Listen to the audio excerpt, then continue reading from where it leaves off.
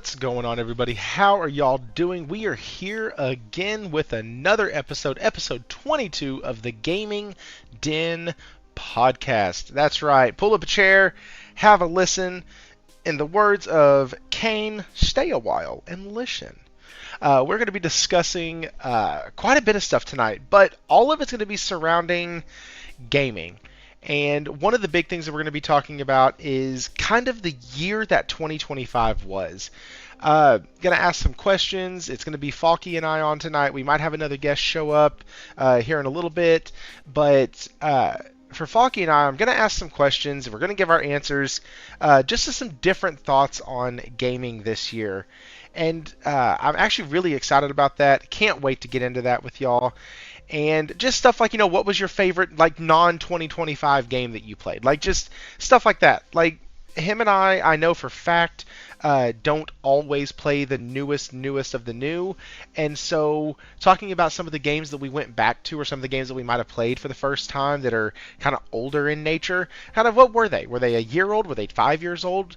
And kind of what kind of led you to those games? So we're going to be talking about stuff like that. Also, console sales were down really low for the month of November. And so we're going to discuss that as well. And these are for the U.S. sales numbers.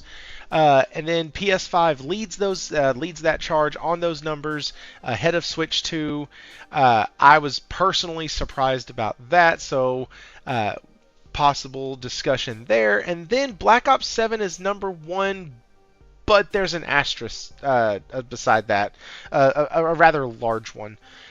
Because it underperformed pretty bad, comparatively speaking, to previous Call of Duties and whatnot. So just discussing that. A lot of stuff about games tonight, and I am thoroughly excited. Chat, what is up, Prince Philip? You've already come in throwing shots. Yep, those dang Trump tariffs. That's right. And Hero, it's not the final countdown. It is not, but with these individuals, especially with Faulkner, as much as he's been on the show, I really wanted to have kind of a year-end wrap-up with him. And so I am fully excited about that. And so, yeah, I hope you are as well. But that's true. For some of other guests who are going to be here at the end of the year, that's when we'll have their final wrap-up. But this one is tonight for Faulkner, and if the other guest shows up, for him as well. With that, though, what's up, Lunchy Sky? The chat to participate in the non-2025 games we played.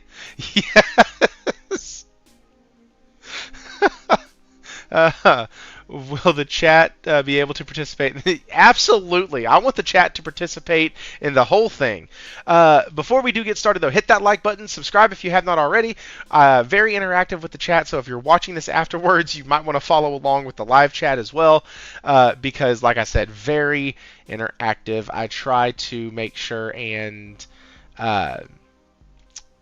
acknowledge everybody who's talking and give everybody a chance to speak their mind. Speaking of that, though, I need to get Faulkner in here because that is the reason why y'all come. It's not to hear me. I know better. So let's get Faulkner in here. Faulkner, how are you, sir? Doing quite well, thank you. How are you? I'm wonderful. I had coffee. I am energized, and it's great. Excellent. Excellent. Okay, show's over. Everybody go home. It's a great one. Waiting for you to throw me the opening. How you been doing, man? What's going on? Yeah, good. Yeah, busy weeks leading into Christmas, getting through stuff. So we're just pushing on and trying to get through to the back end of it. How about yourself? Man, it's pretty good. It's weird because I can see you and you're in a short sleeve shirt, and me, if y'all could see me, I am in a pair of thermals with a shirt over that and sweats. I am frozen, and it's only 38 degrees here. So Nice. It's wild that science and crap that y'all on the other side of the world celebrate Christmas when it's sunshiny and hot as crap, and we over Science here and crap, he says. do what? Science and crap, he said. Science and crap. That's it. Just because science and things.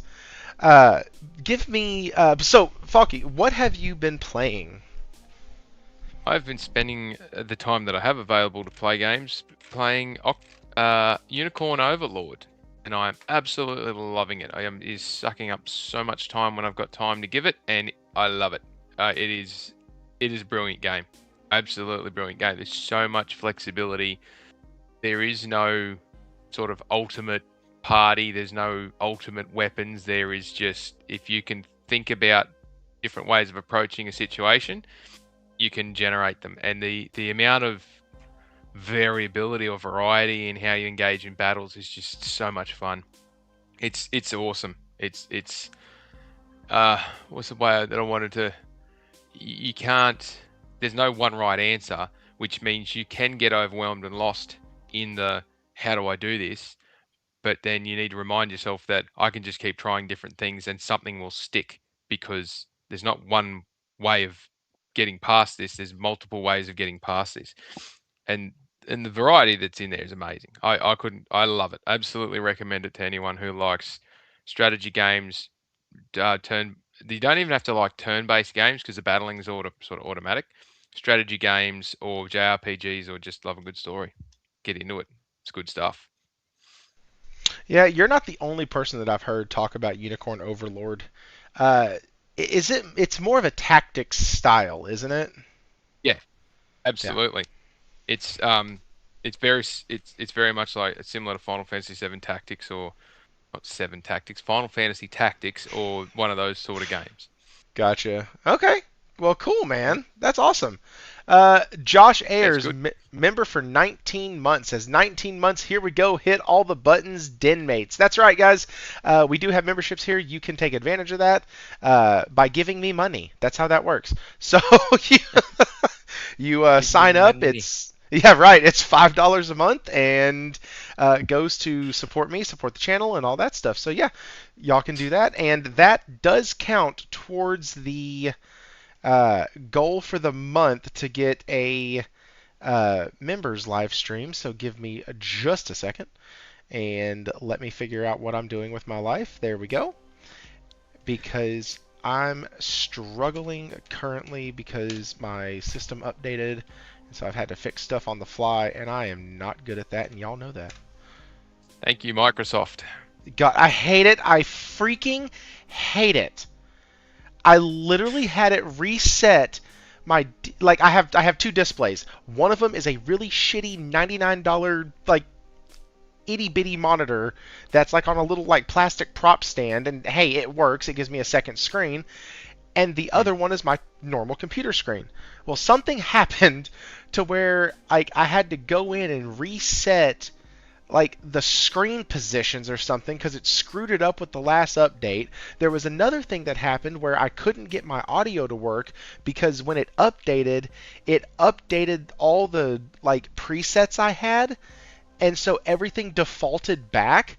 And so I had to go back into even my Streamlabs and reset everything back. Oh, it Yeah. pissed me off. I Don't get me started. Don't get me started about God. how rubbish Windows 11 is.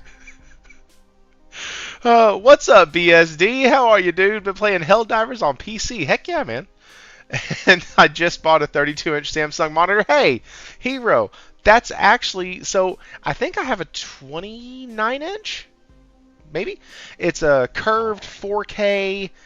That's the one I play, or not 4K. It's a curved 1440p 240 hertz with a less than a millisecond refresh rate. It's I did a little bit of research when I bought the monitor, and it does great. It does fine, but I now that I'm kind of gaming more on PC and in here, I want something that does 4K VRR and all that to hook my PlayStation up to and do that. Anyways, I'm gonna Uh, end up frying all this within like 2 seconds, which is why I have Innate on like speed dial because I have no idea what I'm doing. So, anyways, the danger of those who think they know what they're doing. there's no think. I have no idea. All right, give me just a second because Love I it. just realized that somehow YouTube chat is actually not showing up. That's weird.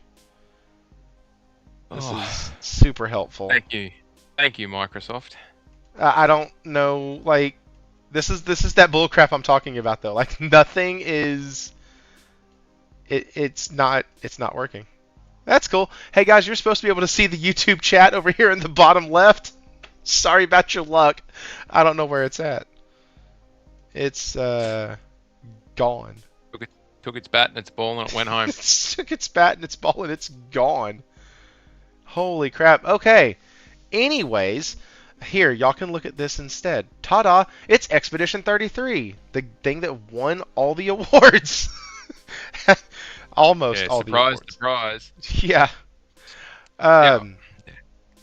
Lord help. Speaking of that, I've been playing Ace Combat. I have not touched another game. I've been playing Ace Combat unapologetically. I'm stuck on a damn mission again, and it's bothering the crap out of me. It's the one where you have to blow up. You have to hit so much of the like ports and the docks and the offshore oil structures, and you have a certain time limit to do it in. And I keep crashing because I keep rushing. And there's a few spots on a couple of the oil derricks that if you hit it, you'll actually take out the whole thing. So I keep trying to take those out, but you have to fly really, really nimbly, and I'm using a F-14 Tomcat because I am that guy, and it. Oh, of course. I mean, I have to be Maverick if I'm a fighter pilot, so he flies the F-14, and yeah, so that's what I've been doing. That's pretty much all I've been doing, because Ace Combat 8 is coming. I, Really? I might be more excited for that than I am Wolverine. I know that sounds blasphemous, but I really might be more excited for another Ace Combat than I am for Wolverine. It's like a You're talking to the guy who did not like the Spider-Man combat, and is oh an absolute stand for Ace Combat. So okay. you've got my support, 100%. We're gonna have to have so it's releasing with multiplayer, and between you, me, Will, and Gamelogic, we're gonna have a full squad of 4 to be able to go into that Joker. So depending on two things: one, whether it's crossplay or not, and two, the price. If it's not $70, it's one of the very few games that will tempt me to go day one. That's how much I love Ace Combat. Just Yeah. It's- probably the one. It was one of the top 2 or 3 games I got excited for from that whole show. Yeah, that's so the weird part about this show, and this isn't on the topic list, but this is about games. The weird part about that show was that I think I only liked it so much because everything was centered around Expedition 33. Like the introduction music, the music throughout, the lead up to the Game of the Year announcement, like everything was just geared towards Expedition 33. You got to hear their story throughout the night. You got to hear all of that. It was really, really good. And I wonder, because there were only like 8 to 10 games that really caught my attention. I mean, that really have me going, dang, I actually might have to pick that up sooner rather than later. Like the Tomb Raider game. Oh my god. I can't wait to play through Legacy of Atlantis. That's going to be so cool. Control Renaissance, that or Resonance or whatever it is, that looks cool. The fact that I was like, man, it's showing Jesse from Control, but it's showing melee combat and not over the shoulder shooter. That's freaking wild. And I love that they're taking that new spin on it with the different combat. And so like there were a few highlights. But outside of those, I mean, any other time I would say a 3.5 hour show that gives me, let's see, 1, 2, 3, let's just count 2026. 1, 2, 3, 4, 5, 6 games, 7 Yeah. games. I'd call that a bad show, to be honest with you. Like, Well, you is show. it a bad show for an award show, or is it a bad show for a game show? Well, that's. I guess that's true. I guess that's true. But like, and it's only because like it was so long. Like, if PlayStation releases a state of play and it's 45 minutes, and I get 4 or 5 games that I go, huh, that's pretty cool, or oh yeah, that has Yeah. my interest. I think that's cool. That's fine. That's wonderful. But like, I don't know. And I'm not even gonna touch the game that they showed off at the end. That's not my wheelhouse. I got nothing to say there. That's a PvP shooter thing. Knock yourself out.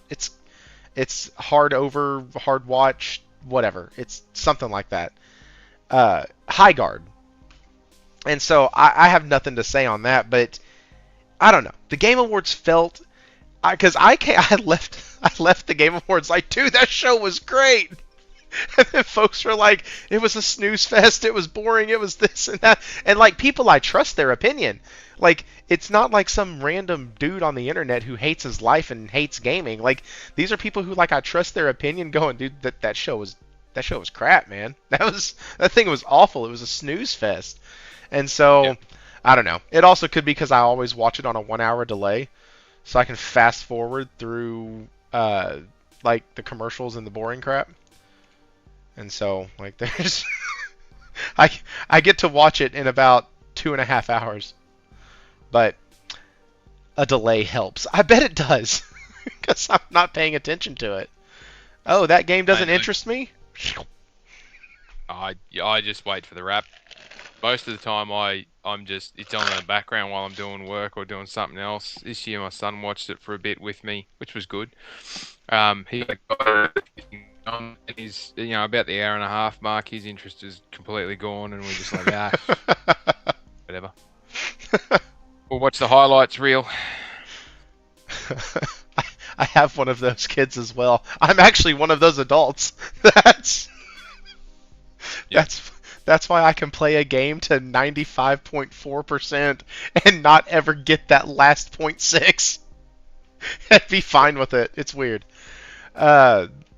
Anyways, okay, so we have Mr. Grimm in the chat. He said, I've been having turn-based combat games, Renaissance as of late, Octopath Zero, Solasta. How is Solasta? Because it's getting a sequel.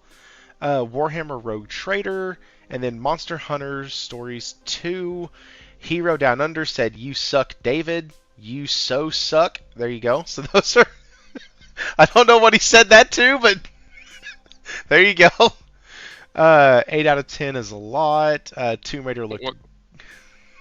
I don't know. I've obviously I've said something, done something. But it needs to be applauded. He finally finished Death Stranding, so Hey, listen, leave people alone, okay? I got my wrap back, and I spent 150 hours. Well, it was good as 150 hours finishing that thing. So I'm not gonna cast aspersions, but I don't know. I must have peed in his cornflakes or something for him. No, to be he said mad it was at the me, but, Spider-Man combat. Oh, it sucks, man. It does It not. absolutely It does do not. Sucks. It is one of the most fun. I go back to that game for the web swinging and the combat. Like, it doesn't get uninstalled. And the second one I is could even not. better. Could not get it off my hard drive fast enough. Okay, man. Josh, I like both of them. I love the combat system from those old WB games. Like Oh, yeah, they're the brilliant.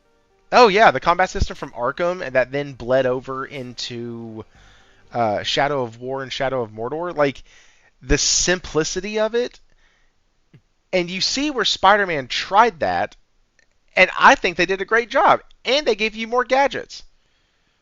Well, the thing that it irked me about Spider-Man was it was, from my perspective, it was a one-dimensional combat requirement in that you couldn't just go in there and heavy hit. You had to use your gadgets, and you had to frequently swap between your gadgets, and it relied on, depending on what suit you had to keep changing it up all the time. And it drove me nuts, because you'd be in the middle of beating someone up, and then suddenly you get launched at from across the friggin' map. And I don't mean like the guy standing next to you. Like, he's completely off screen, and next thing you're getting slaughtered in the back, and you can't defend against things you can't see. And the camera would never move in a way that you could either parry, dodge, or whatever it was. You never see the stuff coming. And when you're in the middle of an attack, you couldn't just bail out and move into a dodge or a deflect or a parry or whatever it was. And if you're in the middle of using a gadget, not only would your gadget not land, you'd lose that shot out of your gadget. And it used to drive me nuts. And it irritated me because I could never get a build or find a way of getting around it where you either to get the power up, you were sacrificing your agility or abilities, or to get those things to work out, you were giving up all your power. It frustrated the hell out of me. And again, growing up, having played the Arkham series and the Yakuza series and all that, like absolutely playing them to death.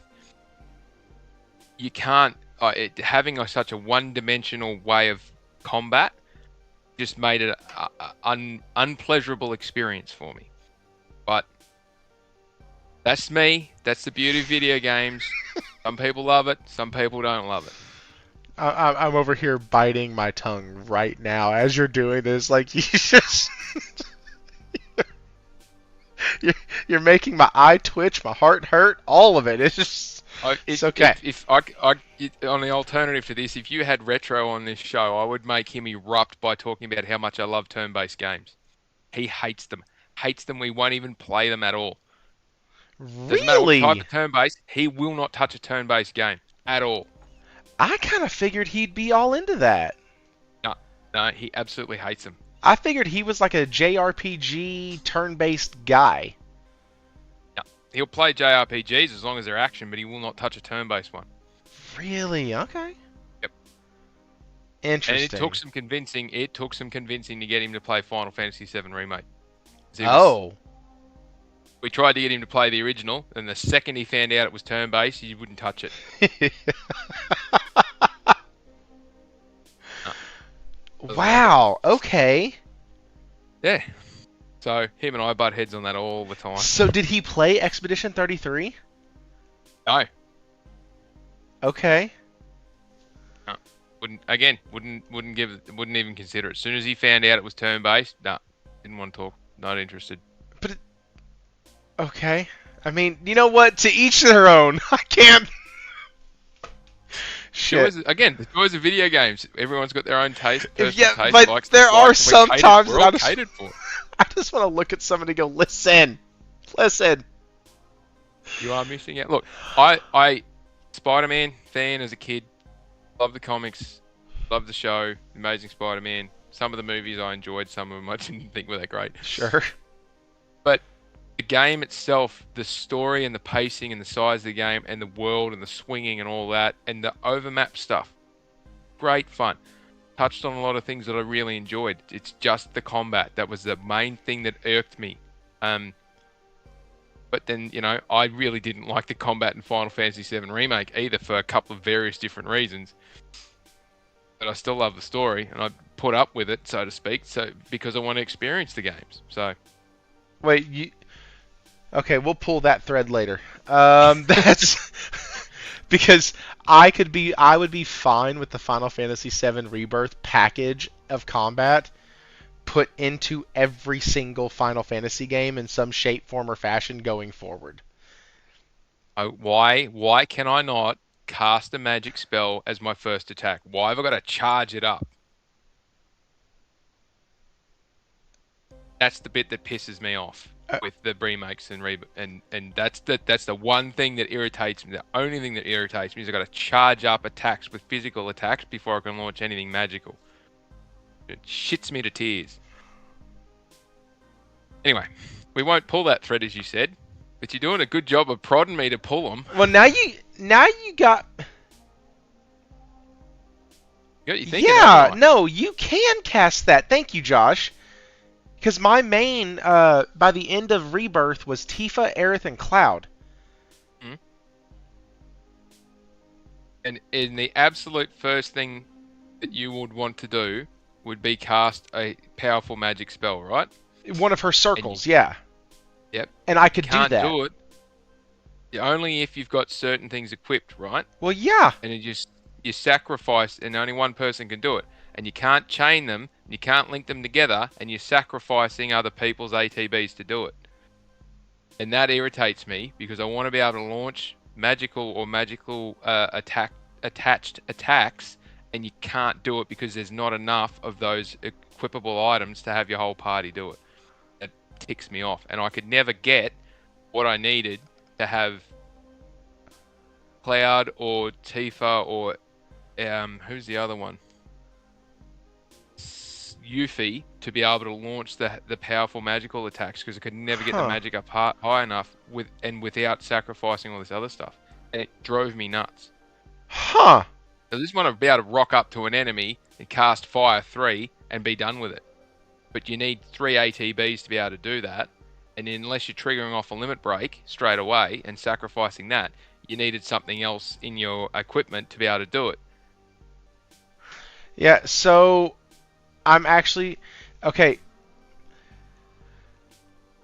Sure. I've completely derailed you, haven't I? Yeah, I'm undone now because I'm sitting here thinking about my playthrough, and I had Aerith start with an ETB or with an ATB gauge. I had Tifa starting with one, and Cloud was my main, so I didn't care if he started with one because he was also physical mainly, so it didn't matter because I was going to charge in for physical attacks, getting his up anyways. And I would always swap over to Tifa after I cast what I needed to with Aerith, giving everybody a buff, making her next spell be better and more and all that. And Josh was the one that kind of showed me how to do that because I never did that in the first one. And he was like, "Yeah, you could do it in the first one too, just not as busted." I was like, "Oh, cool." So like, there were things that you could get, and by the end of it, if I'm not mistaken, and I could be, I had Aerith to where she would start with 2, Tifa would start with 1, and Cloud started, like I said, with none. Because I think I only found 3 of them. But there are multiple ATB start materials in the game, like Corey Massey has pointed out. I think you actually get one of them from the Golden Saucer, and one of them I think you get just through the game, and you can level them up. Yeah, that's it. Yeah. So, yeah. Anyways, okay, cool. Do you know what? To each their own. I can't stand tactics-based games, so it's totally fine. That's why I asked you if Unicorn Overlord was tactics, and I was like, because I was gonna check it out, and I was like, you know what? I'm good. You know what? You should file this under ability to enjoy different things and still get along on the YouTube. Oh no, I still think you're wildly off, but that's your opinion to be off on, so that's okay. How dare you like what you say you like? Listen, you do not like what you like. You need to like what I. Sorry, we don't do that on this show, do we? Just talked about that. We just talked about that in the Discord earlier, where it was led by Gamelogic, and him and I were talking. He was talking about the gamer that that says it's just good enough. Like, that game's good enough, and y'all should like it because, God, it's good enough, blah, blah, and like that type. And I said, and I made the statement that gamer is only there as an overcorrection to the gamer that criticizes everything and no longer enjoys gaming. And it's the Thanos and I said it's the Thanos that's trying to bring balance to the universe in the wrong way.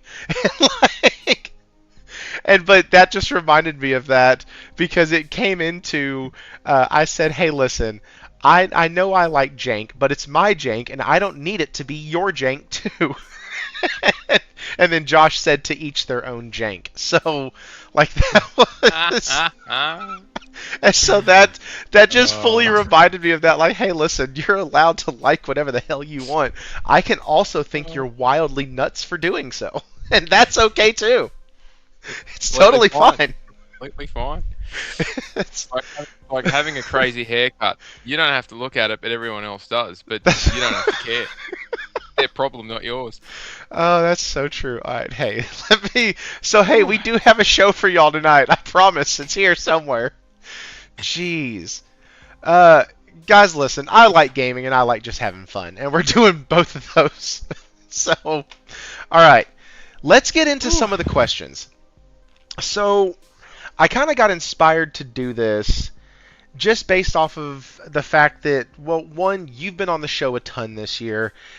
You are one of the staples of the show. You're here more than anybody else was this year. And first of all, I want to thank you for that. I know that you pull a lot of weight on your schedule to be able to make these shows, so I really do appreciate that. That's more than fine. I was gonna say, if I'm the one who showed up the most, that's saying something because half the time are you coming? Oh shit, no, sorry, I've got a meeting. I'll have to reschedule. But you always come back for the next. Not like you just say no. You always are like, "Hey, we'll make it up next week," and I'm like, "Fantastic." But IOU list is excessively long with you. I'm sure of it. no, not at all. So like, but just easy questions like, what is your favorite non-2025 game? You're a dad. I'm a dad. We don't buy the newest Oh, games all the time when they release, and like, so for me, it hmm. was Coffee Talk and Ruiner. Like, Mm. Coffee Talk was one that absolutely just it didn't come out this year, but I played it because Morgan basically wouldn't shut up about the franchise. So I played it and I absolutely mainlined that game in like 4 days. Like I wouldn't put it down. I had about I think 9 or 10 hours in it by the end of it, and then Ruiner was basically a recovery. It was a palate cleanser. I had had a bad date with a game. It made me feel bad and terrible. And somebody said, "Hey, you should go out with this game." And shout out to Henry, and I did, and it was really, really good. And so it's a top-down isometric twin stick shooter, and so those were my. That game came out in 2019. So those were mine for the Yeah. year. So like, what about you, man? Oh, you're asking questions. I can't even remember what I did yesterday, let alone what I played earlier. Um, Hang on a moment. I've got a spreadsheet here somewhere. All I'm right, so sure while I've got a you're doing spreadsheet that, you somewhere. have a spreadsheet. Of course you do. Shit. I said I got the or I got the year-end report from PlayStation, and it said I Oh played yeah. 86 games, and I was like, I can only remember Right. like 15 of them. Did I really play 86 titles? I really Oh couldn't man. think. I oh look, played a few. Dave the Diver was probably the one that I really had fun with. Um, I really enjoyed that one. That was mad fun. The other one that I found a lot of joy out of playing um was like a Dragon Gaiden, the man who erased his name. Shorter offshoot Yakuza game Okay. focused around Kiryu, but it was it's kind of like a bridging game that sort of gets between Yakuza 6 and Yakuza 7, or like a Dragon Ishin. And 6 was a really tough one for me at the back end, being a parent. It sort of resonated really heavily with me on a few different things. And then the like going through 7 was a return to the like it was the action style Yakuza game, not the turn-based one, like the new ones are. And it felt like a solid bridging gap, but it wasn't a huge 80 or 90 hour game. It was sort of condensed a bit. Storyline was pretty interesting, um, and it sort of hit all the high notes for me because I haven't I spent like I I played Yakuza from Yakuza Kiwami 1. It was then 0, then 2, then played 3, 4, 5, and 6, and a couple of the offshoot games, all back to back. And it was the only thing I played for like 15 months, 18 months, something like that. I just blasted through the whole lot of them. And I hadn't played any of them since. Played a couple of Judgment games, and they were okay, but they're a bit different, but still within that world. But that one I played this year, and I absolutely loved it. It just capped off. that little inkling that I really wanted. But Dave the Diver, I would have said would be my pick for this year. It was mad fun. I love that thing. It's so much fun. Funny enough, when I wrote that You don't question, like that game, do you? I can't stand that shit. I love the kitchen, like the kitchen cuisine aspect of it. Yeah, the sushi. That was the best part of that game was the sushi, dude. I hate going if I could auto hunt the fish, I would Yeah. I would do it. Like let me like treat it like a mobile title. Like the Let's Cook Chef Kitchen or whatever those used to be, with the little girl Yeah. who would run around and like she would either make pizzas or hamburgers or tacos or whatever, and then you have to Yep. serve them to the clients. I used to love those games. They were all on mobile, is where I knew them from. And so Dave the Mm. Diver, when you were describing it, Dinner Dash, that's it, That's it. Dinner Yeah. Dash. When you were describing it, I was like, oh, that sounds really fun. So I get it, it's on Plus, and I'm like, cool. And I realize, I'm like, I have to hunt the damn fish? Nah, I'm good. And then I was like, Yeah. which is really weird. It's almost like I either want a game to be one thing or another. Like, so Sakuna of Rice and Ruin is another game that I bring up quite a bit, because I let people know if they want a decent Metroidvania, cute story, decent combat game, it has it. If they want a gardening simulator, it has that also, and you should probably like both to play that game. If not, you're going to be miserable half the time, and I was. So, because I hated having to clear bugs out of the gosh dang farms. I hated Ugh, it's annoying. You had to go collect bugs. You had to let water in and then close it down and then let it in and then close it down to dry. It was so freaking annoying. And yes, and I said this in my review of it, I know for those in chat who are like, you could make it to where it did it for you. Yes, you could, but then you lost the buff, which made it suck. So it's like, anyways. Yes. Okay, so Oh man, it's just so much. It's so This is just reflecting on it. It's so crazy how different tastes in games can be across different people, and yet we still get along and enjoy it and have similarities and differences. I love it. I absolutely love it. yeah, it's almost like when you cut through all of the tribalist bull crap that comes with gaming culture. Like, Yeah. I'm a JRPG guy, right? I'm a Final Fantasy guy. I was thankfully shielded because we didn't have internet for so long at my house from the online toxic community that was the Final Fantasy VII and is the Final Fantasy at large community. Yep. It's Josh just sent me a video earlier that it's a short that breaks down kind of their take as to why that fan base is so divisive. But like when you move away from all of that and kind of take that step back and go, you know what? Gaming is gaming is gaming. Like, we can all get along and all celebrate things. And really what it was games, and this wasn't the first one, but it was games like Elden Ring that came out, sold a metric ton, and I just dropped it after about 20 hours, 15 hours, something like that. Like, I was done. I did some stuff, had a little bit of fun with it, and it just wasn't for me. Does that mean the game is terrible? Hell no. Does that mean it ain't mine? Yes. But Exactly. and that's okay, right? Like, if somebody Yeah. looks at me and goes, "Oh, I hate Final Fantasy," cool, bro. What do you play? Like, because depending on what you play, I've probably played something in that area, and Yeah. so it's just one of those things that I'm always like, it's okay to like different things. Like, we talked about combat systems earlier. You know, I have people who will tell me and who have told me that the reason they like the Arkham games is because the combat was super simple.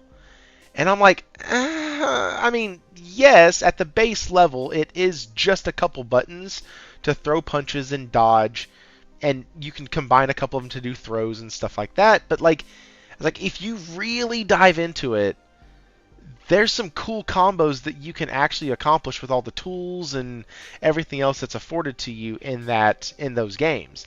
And so Yeah. it's anyways, yeah. Whoa, hey, Gamelogic, what's up, dude? All right, man. Can you guys hear me okay? Yes, sir. Yeah, man. Loud and clear. Very cool. You doing good tonight? Yeah, make it out okay. How are you?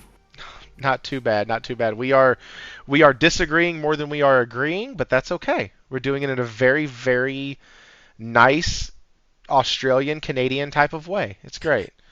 It's great. So, so same question to you was the one that I just asked Faulky and that we've kind of been talking about a little bit. What was your favorite non-2025 game that you played this year?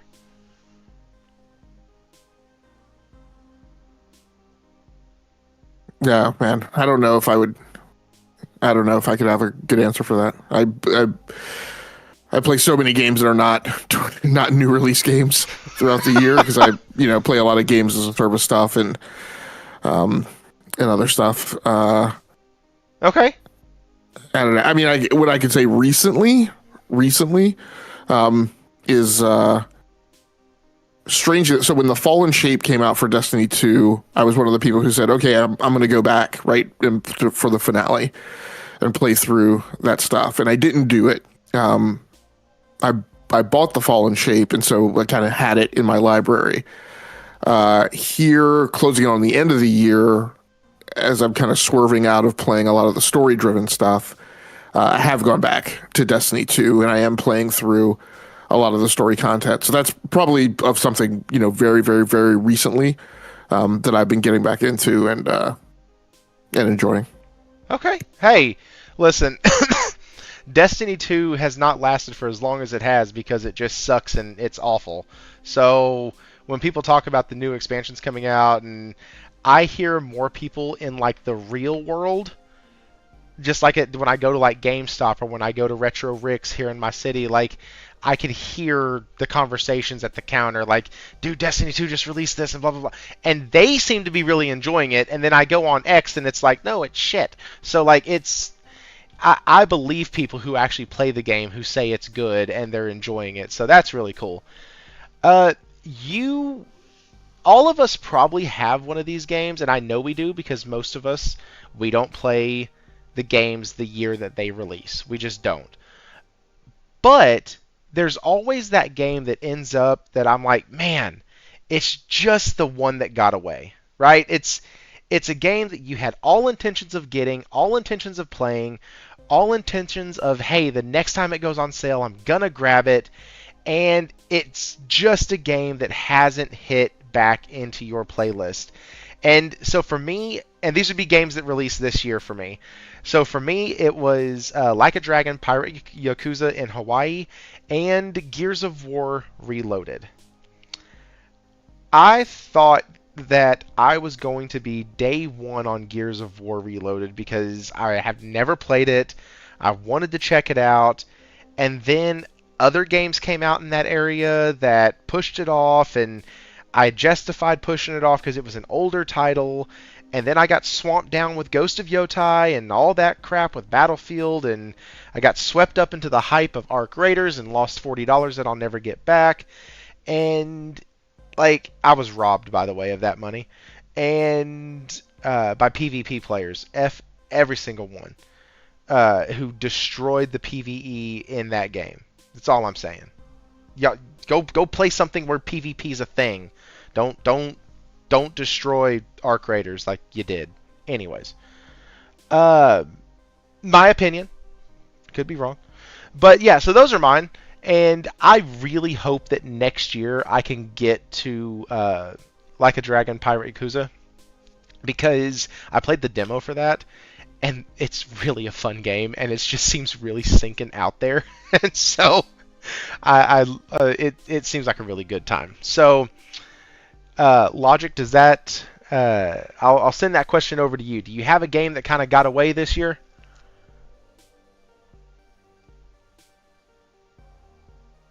I do.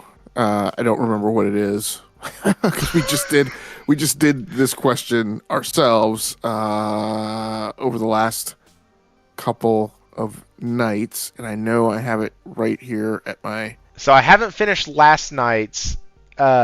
Which, hey guys, by the way, the Enough to Keep Going podcast is they did a two-parter for their Superlative Gaming Awards, and y'all need to go check out both of those.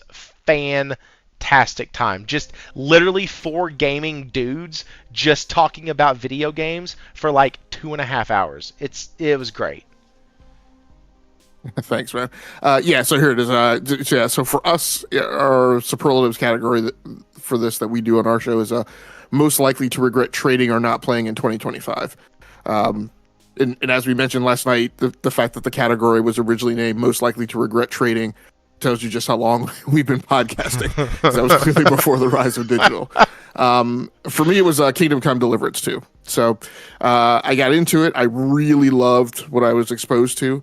It's an immersive sim. It really kind of takes your breath away, but also kind of sweeps you up in totally immersing you in a world that really becomes like you are like it gets to a point where you feel like you're not playing a game. Like it feels like you are like acting in a movie, cosplaying in a like medieval RPG, you know, having an RPG session like so, but it's huge and it is highly detailed and highly granular. Like just simply walking down the road to get from town X to town Y, like a whole arc of its own can break out that has nothing to do with necessarily like a scripted like adventure or side mission or whatever in the game. So I got into it, but then, you know, kind of as you mentioned, like other things came down the pike, other things were on the release slate, other things grabbed my attention, and I was like, this is like a 5-course dinner, you know, that I know that I'm not going to take the time to fully get into right now. So I wound up putting it down, but you know, it's in the collection, and I figure I'll find some time to come back to it at some point. I have games like that. Like one of my games that I missed last year was Ease 10 Nordics. I missed it so hard that they're like doing a release of it with upgraded stuff on it and some expansion stuff. It's like I haven't even played the original yet. But yeah, that was one last year, and it was just God, every time I think about grabbing it, I'm like, I don't really want a 60 to 80 hour story right now. Like I don't want to think, and then by the time I do, it's because Ghost of Yotai is coming, or it's because Trails in the Sky FC was coming out, or Expedition 33. So like, it's just there was never a time where my brain felt like, oh, okay, I can slide this in, and I was going to be ready and prepared for it. Falky, what about you, man? Same question. Kind of the game that got away. just one. Just one. Just pick your number one, he says. Just pick one. Maybe two.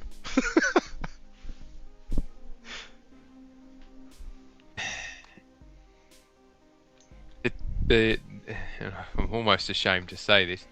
This is the Trials in the Sky, the most recent one that came out.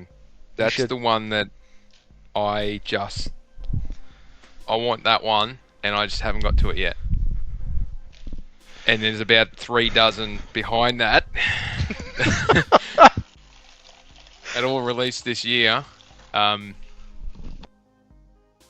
Octopath Traveler 0 is probably a re-release that on PlayStation 5 that I'd love to get as well. But yeah, and Kingdom Come Deliverance 2. I'm not a big fan of first-person shooters. I can't play first-person shooters, and I suck at most first-person games. But that's the one that would drag me in for a go. But I've back, you know, like everybody else, time poor, and there's too much good stuff out there, and you know, you just got to make peace that you're not going to get to experience everything that you want to experience, and you just got to pick the next one on the list and go with it. Yeah, I'm gonna second what Corey Massey just said. Trails in the Sky is really good. The voice work done by Joshua and Estelle's main voice characters is nothing short of some of the best I've seen, some of the best conversationally that I've seen in a JRPG that's not named Final Fantasy. Mm.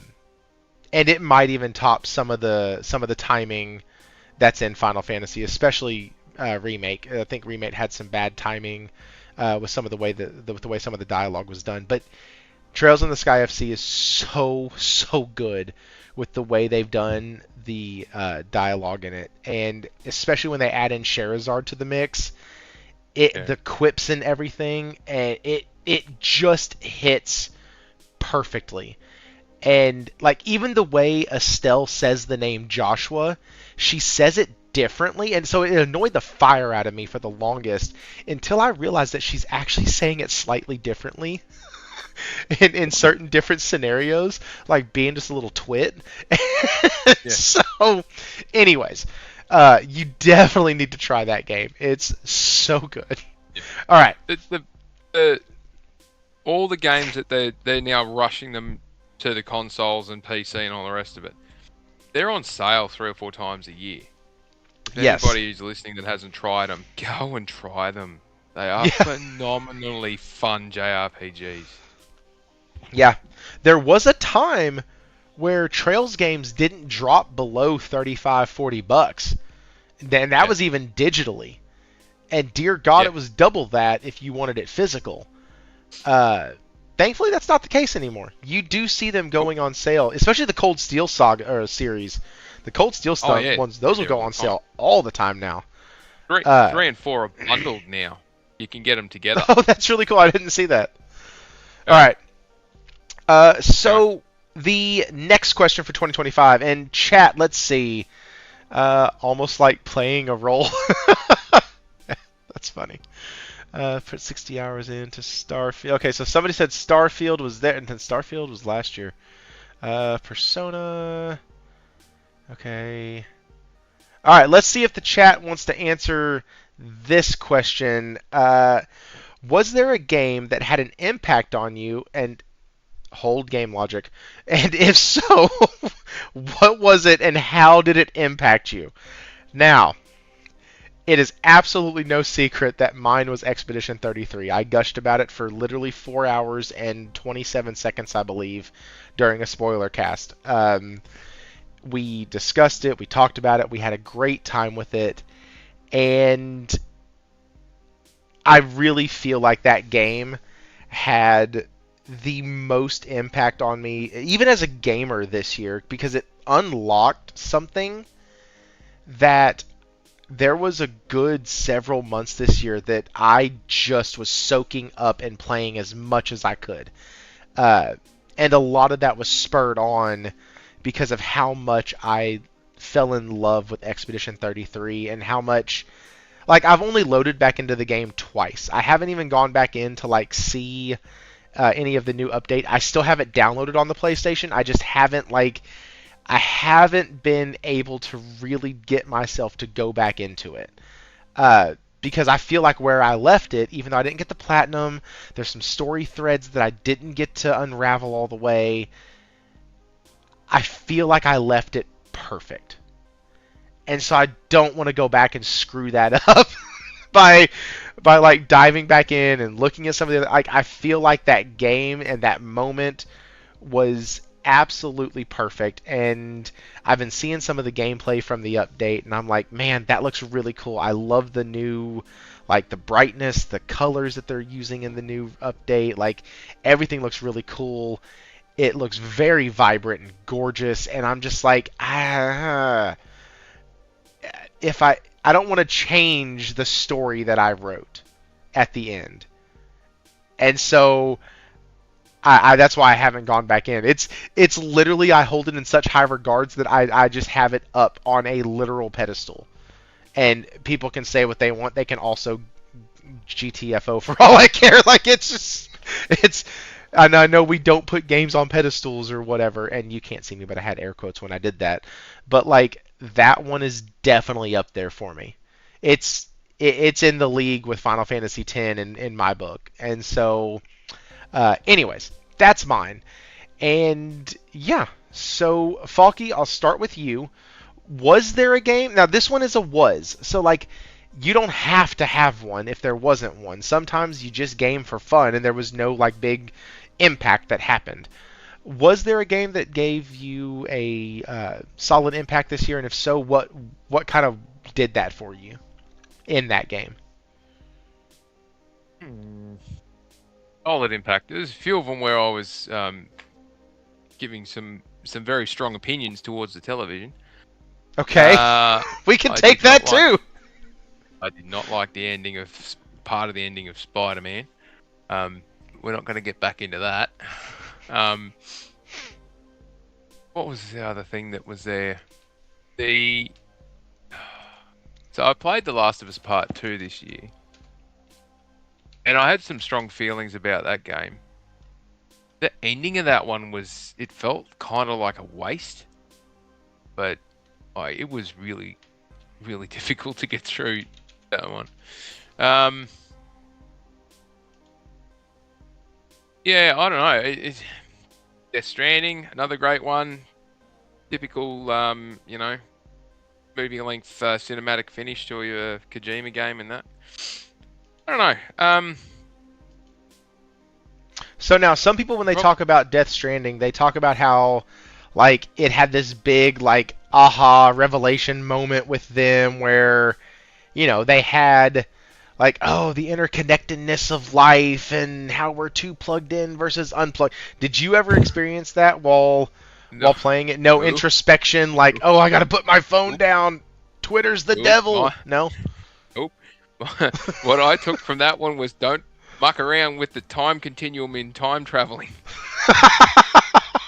Don't muck around with it. That loop is just crazy. I got to the end of it and I'm like, what the?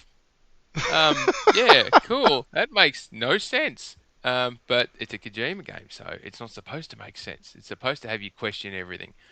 I kept getting sidetracked doing deliveries in that game. I couldn't help myself. It was just a fun bit about it. So pick it up here, drive it over there, run over these guys. And I found out the hard way you're not supposed to kill them.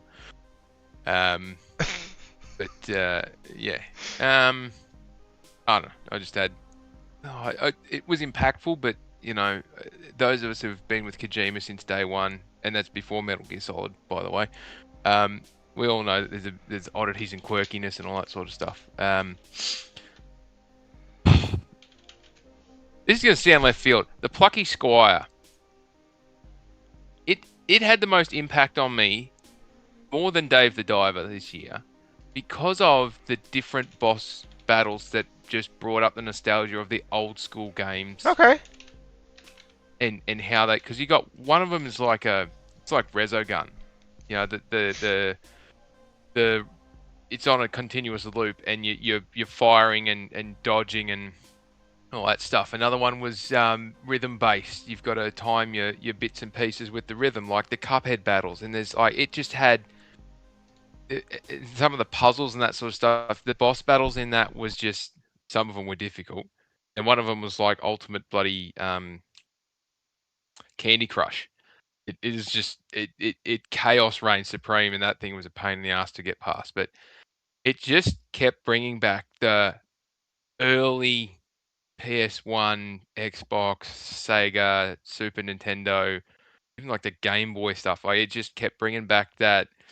I remember what this was like when I was a kid, and it just really hit home how far we've come with it. So. Yeah, that'll sound like a really. There'd be plenty of people in the chat going, "Oh, Plucky Squire, what is that thing?" That was just. No, it's actually the opposite. They are agreeing with you. Yeah. Josh, well, there you go. Someone loves me. Someone loves me. Yeah, that was just the boss fights in it because no two boss fights were the same. The combat was always different. It was just mad fun, and how it related back to some of the stuff that we thought was amazing when we were kids, way back when. And it even like the touch on with the arcadey stuff and all that. Yeah, Yeah. good, No, good, that's really good cool. fun. I listen, nostalgia can definitely do it for us. That was me a few years ago with games like Chained Echoes or Sea of Stars. Like, it just felt like I was playing Chrono Trigger all over again, and that was enough for me. And I believe that the composer of Chrono Trigger worked on one or both of those games. Uh, but anyways, Gamelogic, what about you, man? Was there a game that had an impact on you? And if so, what was it, and how did that impact you? Well, I think we all know that for me, it was a clear obscure Expedition 33. So I won't belabor the point. I think, man, on podcasts I've probably talked about that game somewhere along the lines of 12 hours, maybe in total broadcast time. So, yeah, and I think the big thing for me, I will say the biggest thing for me, I'm trying to figure out a way to talk about this without giving anything away. So, what I will contend for a lot of games, or a lot of just entertainment, is games or creative pieces of art or whatever will often hit you different ways based on kind of what phase of life you're in, right? Um, my first kid was born. I was going to grad school for my second graduate degree. I was recently married. Let me roll the tape back a little bit. My first kid had not been born yet. My wife was pregnant with my first kid. I started watching. I was working with a podcast group, an online like fan website, and we covered like TV series and stuff. And there was a podcast, blah blah blah blah. And I finally was getting into The Walking Dead because it was part of the content we were covering. And I was trying to like race to binge it before like a new season, before the season 5 or something kicked off. And I watched that show as I was getting ready for finals in spring quarter the year before my kid was born. It hit me a certain way. I got into the second season. I didn't finish it. I put it down. The next year, right, I was in finals again. My kid was born. I started watching it, and I was like, oh, this is hitting me way different now that I'm a parent, right? And Expedition 33 is kind of the same experience, at least for me. There's a lot of questions you get presented as a parent, and you do a lot of like, what would you do? Because it brings up a lot of things that you get faced with as a parent often, sometimes. Sometimes they're not. Sometimes they're the things that you fear. And you ask yourself, what would you do? What choice would you make? And so, kind of, again, like I talked about Kingdom Come Deliverance 2 in kind of immersive sim form, that was a thing that really kind of put me in that moment and caused me to kind of walk through some considerations. And these are the things that you kind of live with in fear and like keep you awake at night of, what would you do if something happens, to a kid or a kid, tragic event or, something with their health or something like that. I mean, you have to process those things. You have to figure out how you would deal with them. And so that's the aspect of that game in particular that really stuck hard with me. In addition to just the entirety of the experience of, the story and the narrative and the performances and all that. Man, that's really cool. And I know that when I was gonna ask that question, I was like, I know that if Logic is able to make it, it's gonna be Expedition 33. But like, it doesn't change the fact that that game did leave an impact. You know what I mean? Like, it doesn't change the idea of what that game or it doesn't change how that game affected you throughout the year. Just that we can continually talk about it and come up with new stuff to talk about within the game itself shows how deep that rabbit hole actually goes. Now, on night 1 of y'all's show, you mentioned the spoiler cast that we did, and how on that show you talked about how we were 3 to 4 hours in and we could probably go for another 3 to 4 hours because we didn't hit half the crap we were talking about. Like, I had sent like a whole freaking itinerary out, and we didn't make it past like question 5. Like, because it was the question about uh, the ending and and anyways, that game is still selling gangbusters, so I don't want to be the one to spoil anything for folks who still have not played it, who might be picking it up because of the Game Awards or whatnot. So, yeah. So Expedition 33 and Plucky Squire, check out both of those. With the way the chat is actually reacting about Plucky Squire, I might go check it out. I think it's on Extra, I believe. So I might go check that out. And then the last question for this, and by the way, guys, we've been here an hour. If you haven't yet hit the like button, really helps out. Also, you can share this out. We have about 1 hour left, and so yeah, it truly helps out. What was your biggest surprise of the year? Now, when I say that, I want it to be a video game of some sort, but I don't necessarily care if it's one from 29 years ago that you plugged back in your Super Nintendo and played it and were like, man, I completely forgot how much I love this game. Or if it was something from this year. I don't care if it's negative or positive. Mine is actually negative. I was extremely surprised how much I was disappointed in Lost Soulside. Not because I think the disappointment was ill-placed or because I think that I'm wrong for how I feel about the game, but because I had such high hopes for the game. I was so excited for it. I had been in that game's corner for quite some time. Not as long as some, but definitely this year wasn't the first time I'd heard about it or the first time I'd gotten excited about it. And when it came out, it was buggy, it was glitchy, it crashed my PlayStation more than once. I only kept playing it because I spent full price money on it. It was like $60, I think. And I was being stubborn, and so I kept playing it. Also, for truth be told, the combat in that game was extremely, extremely fun. Enemy types could have used more variety, but the combat was really, really good. Everything else around the combat was absolute dog crap. And that's me being very nice. Anytime you auto-saved, the game would glitch on you. If you had... if sometimes they would do random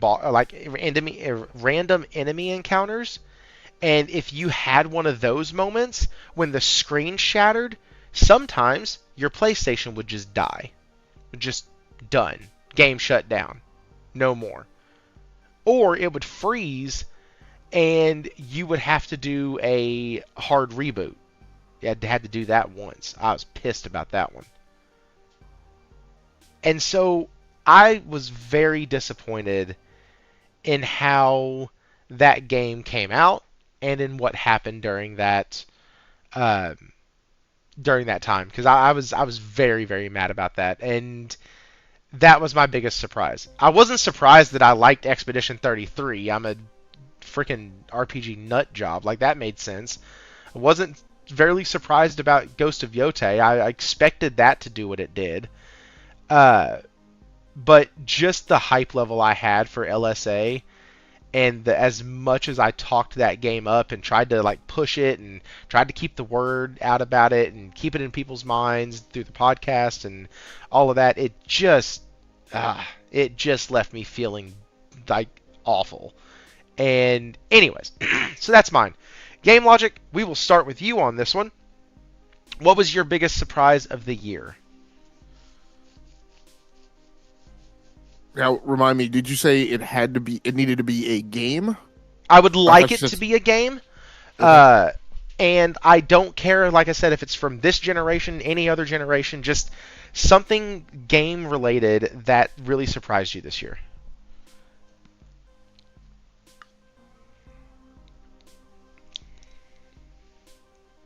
I'm gonna stick with I'll stick with a game. I'll make one quick sound blurb at the end about a non-gaming thing. Okay. And my pick for our show was Claire your Expedition 33, but for your show, I am going to say Ghost of Yotei. Just in terms of, when I talk about it on our show, the thing that always stands out to me is just it. I use this term like it just goes down smooth, and I don't mean that like it being an easy game or a cozy game, but it's just it's another kind of, it's a samurai simulator, right? Like in terms of like it's not as gamey as many other games are. Like there in my mind when I play, there is no notion of a side mission. Like you pop into the game, you get on your horse, you either pull up your spyglass. My apologies for those of you who've heard this all week from me. You start the game, you get on your horse, you put up your spyglass, or you just pick a cardinal direction and start riding in it, and stuff will happen. Stories will unfold. And you don't have to be like, you don't have to like open the map and like figure out where was the last thing that you did and like check your mission log and like all these like, game tropes that we've all become used to over the decades. Like you don't have to do that in Yotei. You can just take off. And like guaranteed, you will come across roving bands. You will come across like the primary enemy clan. You will come across like the clans you're out, that you're loose allies with, or that at least know you by reputation. And like stuff will just unfold and happen in a very organic and native way that to me was very unexpected. The game world just feels like a very lived-in world. Like it feels like, any of those shows that you grew up with where like a kid like walks into a closet or gets knocked out and wakes up and they're like in this other dimension or other world, and it's like real to them. That's how it feels when you go into that game. So that kind of caught me off guard, and I just didn't expect it to be as much of like a single malt scotch, in terms of how it went down. The news thing that I don't necessarily want to say surprised me. But I'll say it more like it just, I don't know, made me happy. Just the Steam machine announcement, the Steam hardware announcement, just in terms of, I feel like we're really starting to kind of gear up for the next generation. And I am a hardware guy at heart. I got my start in hardware. I shifted over to software, a few years later, but I've always had to go back and eat my words because there were days where I said I don't understand those software guys, and I would never be one of them. But we got the Nintendo Switch 2 this summer. We got the Steam hardware announcements. We were probably maybe hopefully like a year out of year to 18 months out of getting slightly more solidified information about what the Xbox thing is and what the PlayStation thing is. So I look forward to that, and kind of seeing how that picture congeals. There's a lot of questions, a lot of speculation right now, many of which make no sense, but we won't get into that tonight. But it's super interesting to kind of see how the fight is shaping up for next generation. So Corey said, not Corey. Corey said, Ikase? Am I saying that wrong? You said at Gamelogic, something. Character gets hit by car/truck, wakes up in world with powers. Oh, yeah. Yeah. Yeah, that's like Connecticut Yankee in King Arthur's court, or a kid in King Arthur's court. You have any of those type of scenarios. You have, nobody's going to remember this movie, Warriors of Virtue. Kid falls down a hole, goes into this mythical area where kangaroos know ninjutsu and save him. Like, it's just, it's that kind of fantastical. That's not as mythical as you think. Kangaroos will kick your ass if you get close enough to it. I didn't think that. Faulky, you're in Australia. It didn't even, like, sometimes I forget that you are literally on the other side of the world. Like, that's... Hey, I'm coming at you from the future. Coming at me from the future. Golly. Alright, so, Faulky, what about you? What was your biggest surprise of the year? Gaming. Yes, gaming.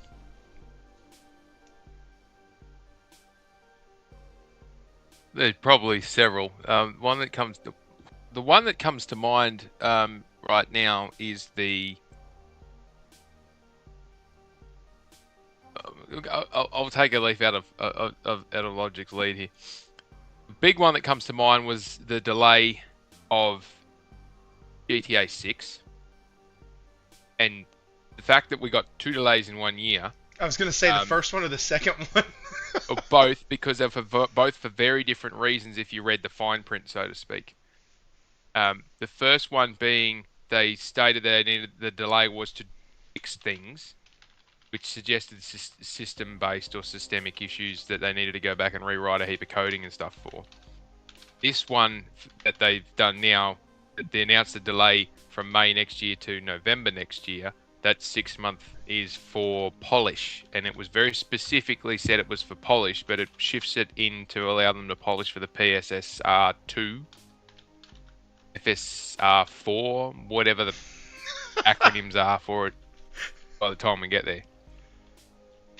So, and that pushes it, potentially 12 months out from earliest opportunity for a PS6 launch. So then there's questions around longevity of, are we going to go for another, 8 years instead of 7 years, and what are we doing in here and all that sort of stuff.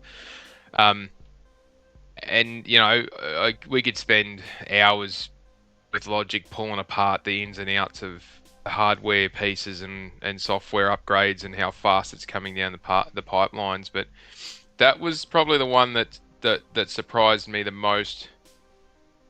Was the first one more than the second one. The second one was always a given. They were always floating around with a date that was subjective to whatever the upscaling technology was. But the first one where they actually delayed it 12 months after having 3 years of horrendous financial reporting coming out of Take-Two, and they bought Gearbox just to be able to have some games to put out, and they had that massive write-down with Zynga.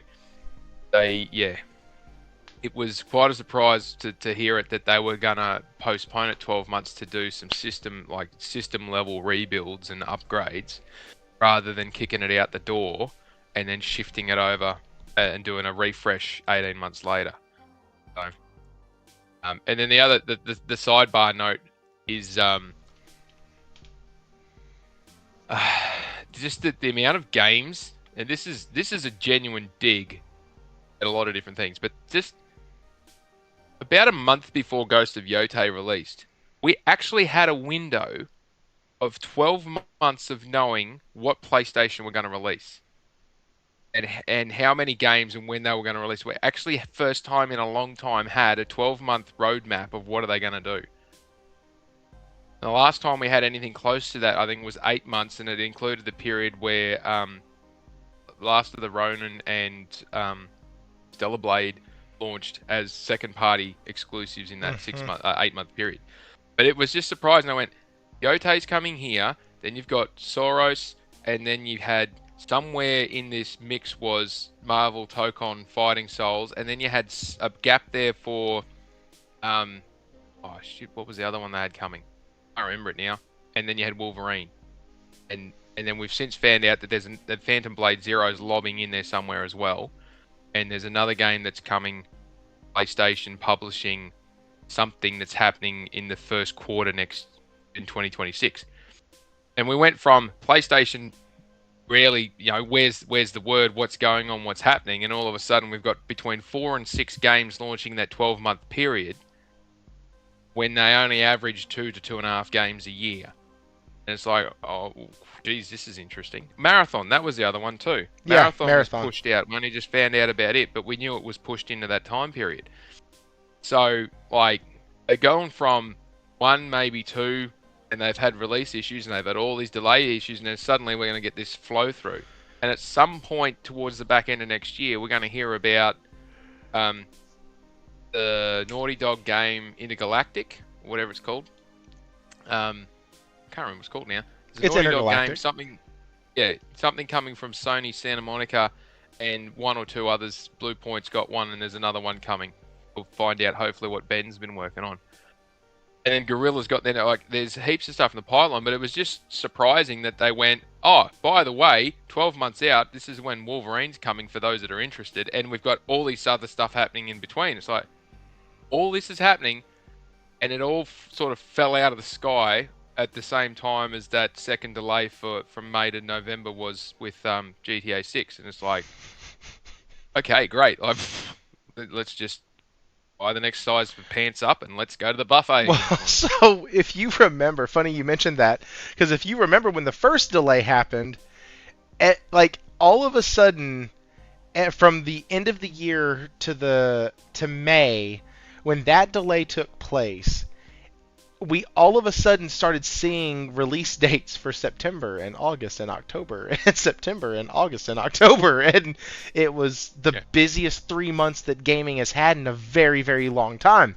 And so there might be some correlation there. I did want to mention this though. Expedition 33 also surprised me, not just from a gaming side, but like over the last week, it's been reported that they did this on a $10 million budget. Like, they spent $10 million on the game.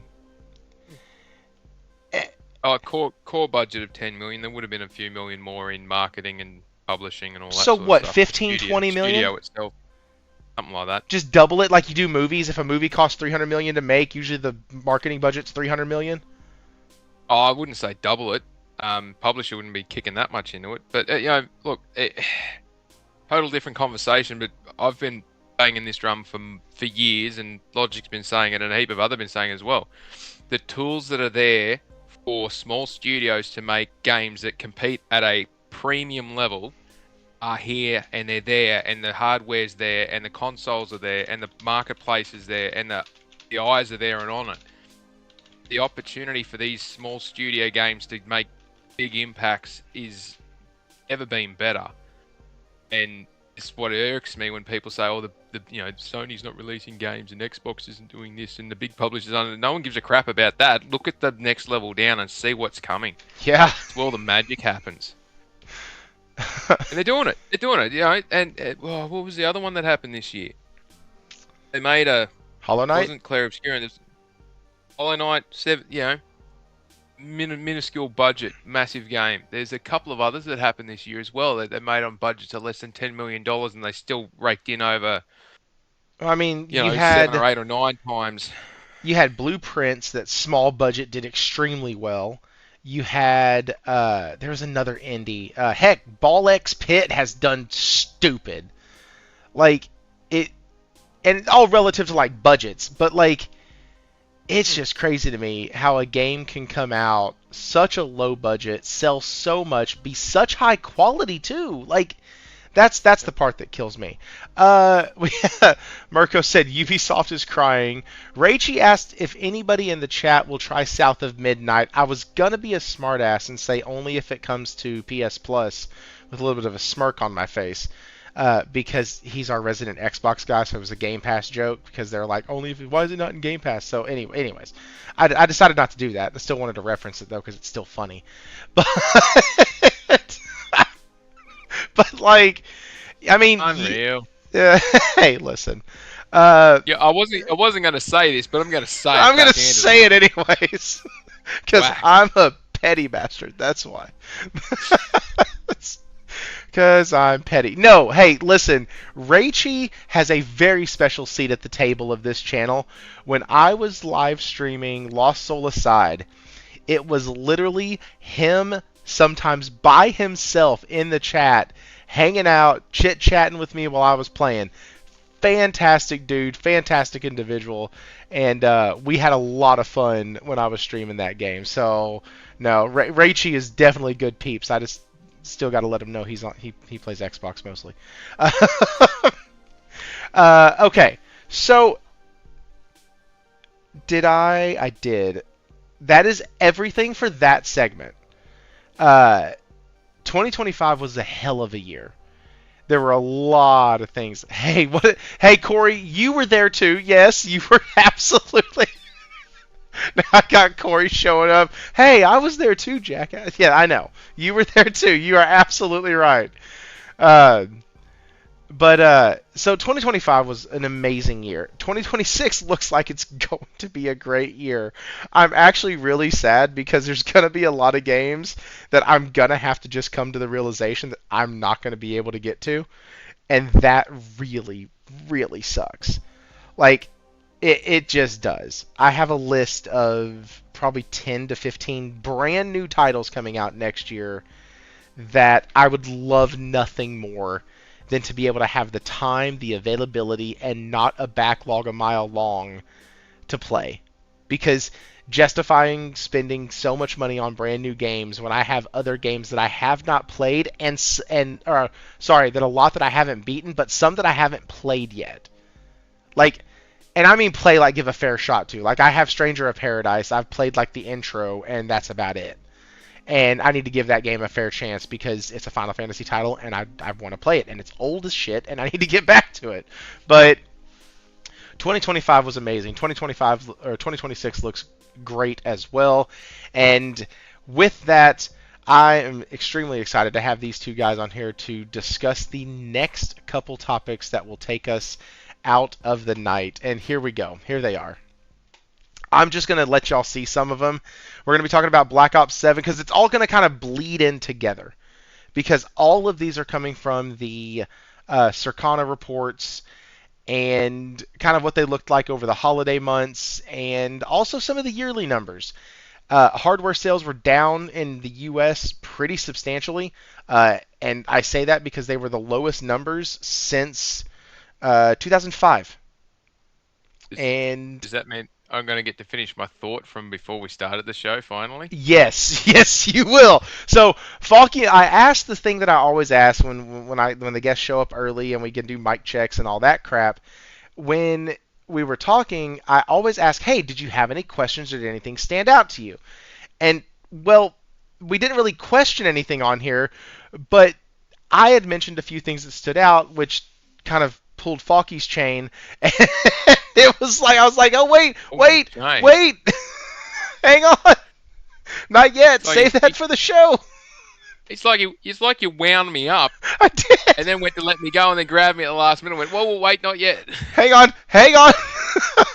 So, hardware sales are down. It's the lowest spent on hardware since 2005, and that number. I think I'm saying that right. Monthly hardware spending was down last month, was 695 million, which is 27% down compared to last year, and the lowest hardware spend in a November since since '05. Now, crazy part is 1.6 million units of video game hardware were sold in the U.S. in November 2025, which is the lowest since the 1.4 million back in 1995. So not only was the money crap, but the amount of units sold was rough also. Like, We're looking at the same thing. yeah, this is the VGC article that I sent. It's on the screen currently. Oh, yeah, no, I'm looking at the Circana stuff itself. So. Oh, gotcha. So, that's kind of wild to me. I have my thoughts, and I know for fact, having these two brilliant minds on here, all I have to do is drop this grenade, back up, and I can just let them go from here. So, Logic, I'll start with you, and then Falky will probably jump in, and we can just do this conversationally. Is this something to be worried about? Like, I always feel like the U.S. economy and the U.S. purchase of frivolous bullshit that's a luxury item, we kind of set the tone for what I see kind of worldwide. So, in other words, if something is available globally and sells well in America, it's generally doing well overall. Am I completely off base in that? And then, if I am, what kind of do you attribute this to? Or is that targeted at me or Logic? Logic first, and then I know y'all are gonna kind of go back and forth. I suspect. I mean, I attribute it to the a butterfly flaps its wings in India, and somewhere in the United States, somebody walks out of a GameStop and doesn't buy a console. Like this. Like the You Oompa know, Loompa effect. yeah. Like so this is just me personally. So I'm gonna sound exasperated. It's not pointed at anyone. This is just me, and this is me from the potentially jaded perspective of somebody who has like blogged and podcasted and blah blah blah about tech, consumer electronics, and the gaming industry for over 20 years. Right? I don't react to these things. I don't even. I mean, I've kind of crossed the isthmus to the point where I no longer even pay attention to quarterly earnings reports. Really, I look at them for the things that are on the PowerPoint slides for big breakouts, but I don't extrapolate any huge meaning from them. I generally want to see the end of fiscal year reports to really extract anything about any particular vendor, because businesses are cyclical and the market is cyclical and the industry is cyclical. I generally have a high regard for Rebecca Valentine at IGN. The headline on her article today, I felt, was just very much kind of Jerry Springer, Geraldo Rivera, Maury Povich, right? It's all of this big hubbubaloo about November, and I'm like, year to date, spending in the video game market in the U.S. is up. Well, I mean, it's flat, but it's up by 1%. Video game content is flat year over year, technically up by 1%. Video hardware is actually up by 10% overall for the year. Video game accessories are down negative 7%. But I'm like, okay, whatever. Like, so no, I'm not losing any sleep or even batting an eyelash about the month of November. We have an incredibly recessionary economy here in the US right now. It is month to month. And many months of this year, we have been surprised. Many months, several months of this year, we were expecting consumer spending to be down, and it was not. It has been resilient. So, this is not a thing for me. We'll wait till next month to see if people coiled up in the month of November and kind of hunkered down, in preps to let some money free in the month of December. But this is the nothing burger to me personally. Okay. Falky? Well, I'm going to take a slightly different approach to this. And I don't disagree with anything Logic just said. The reporting on this is this usual sensationalism Sure. in a lot of respects. However, context is important, and Logic touched on it. Video game spending on hardware is up 10% year to date compared to same time last year. Now, the poor November run, which is in Circana's number, includes the 29th of November, but it doesn't include the 30th of November. Now, one day can make a big difference, but it makes a difference in where it sits in comparison to being the worst on record. But a couple of things we need to keep in perspective here. This is US only. This is not rest of world, and I appreciate you saying that US is usually a general indicator, but if you go back and, be the nerd that I am, go back and look through where are the console manufacturers making a lot of their sales, it's not 70% US anymore. That's true. Actually somewhere less than 50%. It's getting into that realm of US is a market, it's not the market, it is a market. There's a question that I've asked and have never had answered, and I'd be more than happy to have it answered, but I've always asked the question, do these console numbers include the direct from manufacturer or direct from platform owner sales? Do these console numbers include anything that's bought from PlayStation Direct or Xbox Direct or Nintendo Direct or whatever you want to call it? Does it include those or not? Because that is becoming a larger amount of the console sales happening. Not just in the US, but happening everywhere else. Are people buying them outside the US and getting them shipped in to get around the tariff issue? Because that happens a lot in other areas, and it's actually happening a lot. Well, it happened a lot with Chinese people buying the Japanese ones, so it distorted the Japanese sales. It's also happened in other areas where I think the UK was buying them out of Germany or something like that. because of the price, the foreign exchange at the time made them like $40 cheaper, or 20 pounds cheaper, or something like that, which is a lot of money in some instances. So there's some questions around that. It's only looking at US. Again, I'll restate that till the cows come home. It's only looking at US, and the US is no longer the major factor that it has been in the past. We're on the accelerated downward side of the console generation. We're past the hump, and we got to the hump faster than a lot of people expected it would, and can be shown by the year-to-date revenue that the hump was there. And We need to be mindful. Yeah. Can I just interject one thing on that point? And like, because your point's very poignant, like where we are in the generation and the fact that these are only US sales.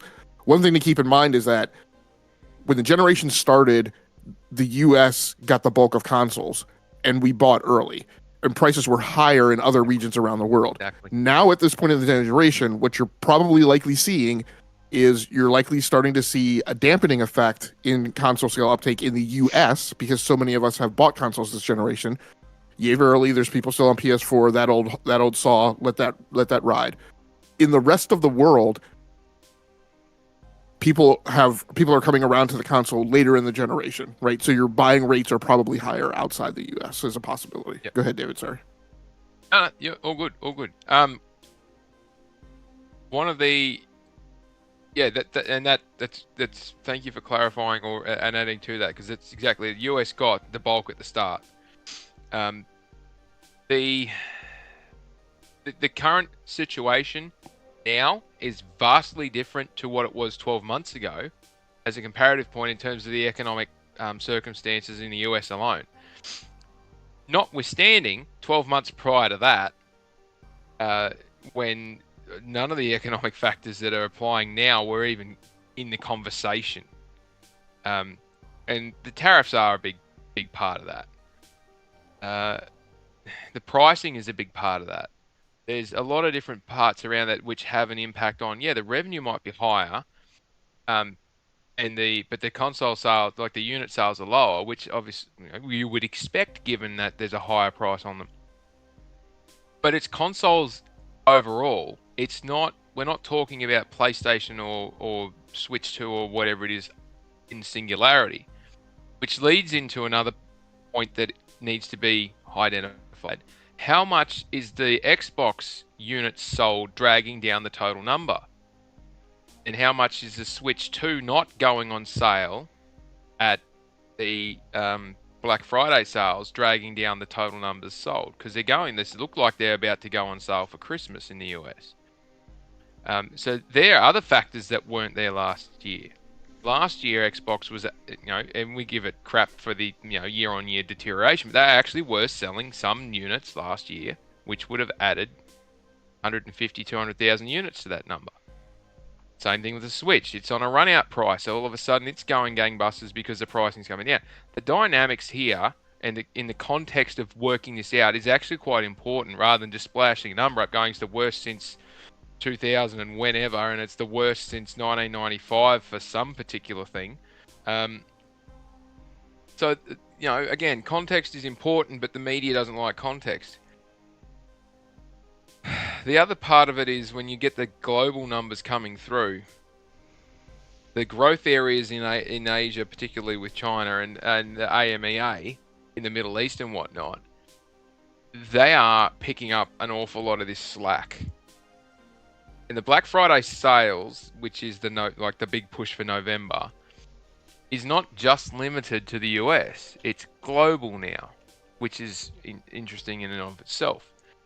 But there's also global factors that are leading into, who's got the money to buy this stuff and who doesn't. So, I don't know. I'm getting the long way. I'm getting to a point of, yes, it's interesting. There's a lot of factors that feed into this that haven't been explored in any of the reports that are out there.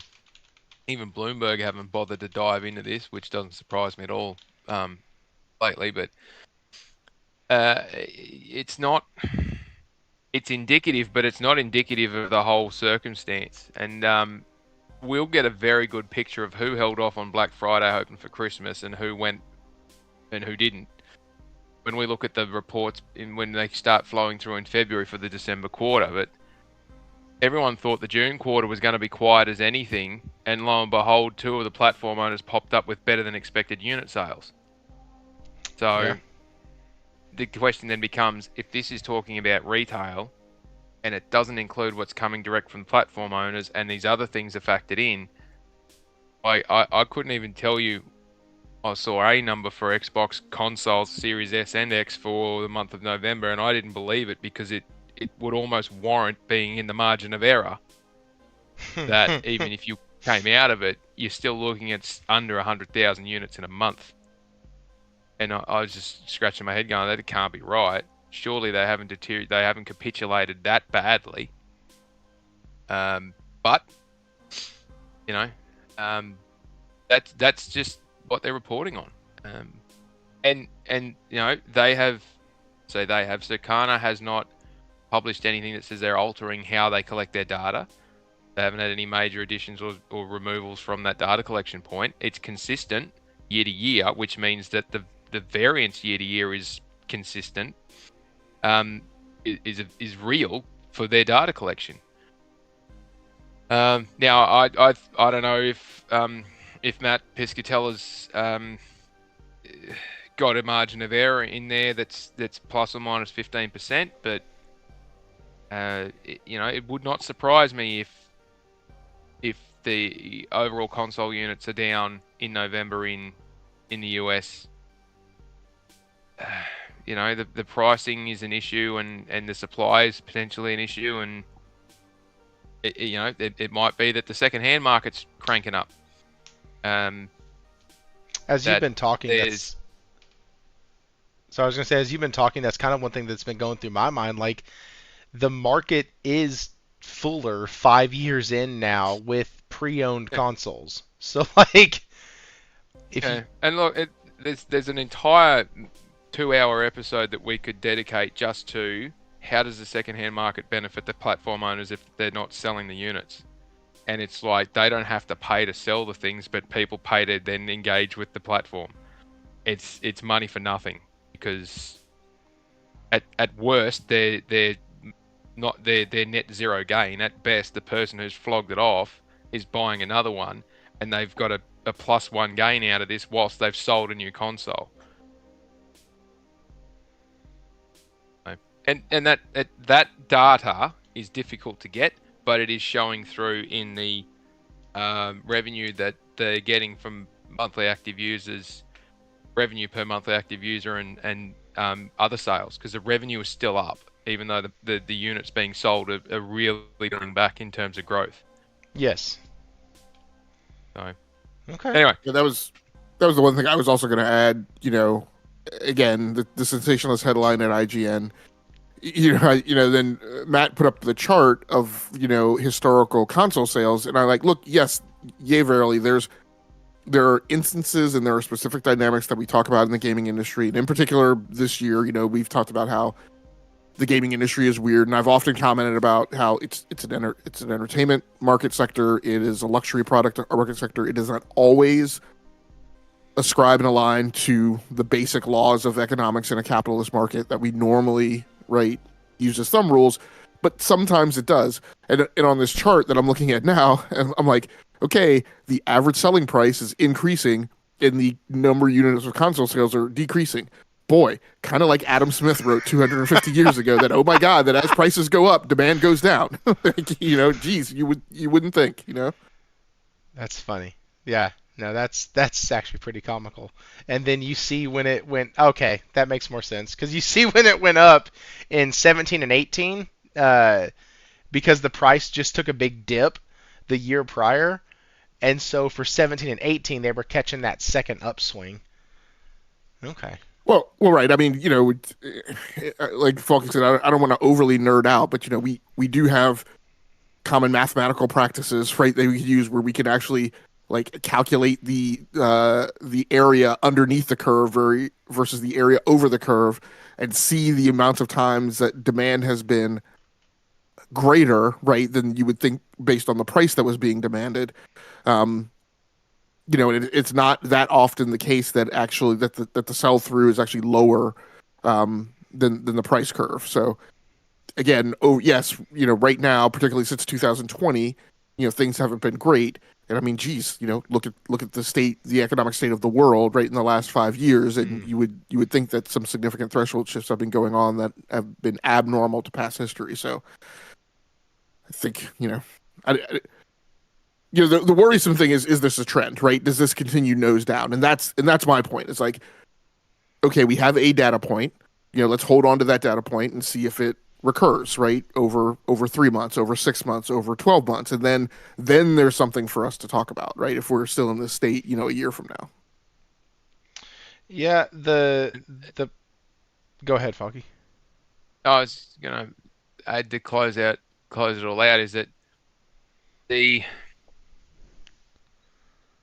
have a massive uptake at the front end. It comes with an invoice, and you got to pay it at the back end. At some point, it will catch up, and it's just the law of averages, but it will occur unless you've got an abnormal increase in something happening. Now, it was never ever going to happen that the PS5 was ever going to outdo the units of the PS2. It was going to always struggle to keep pace with the PS4. And, it's kept up okay, but it was always going to come at a cost. At some point, it was going to tail off. And in some markets, it was going to tail off dramatically. That's why they've been pushing hard to break into new markets. Same thing's happening with Xbox. They have not got anywhere near close to what they thought they were going to get, and their tail off has been monumental. It's forced them to change their entire business model. And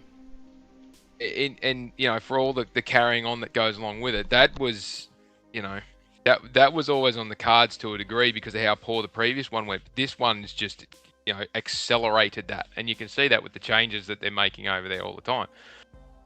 The Steam and the Steam Deck and the handhelds coming to market, and then with the Steam machine and that's coming, as Logic was saying before, it's a fragmented.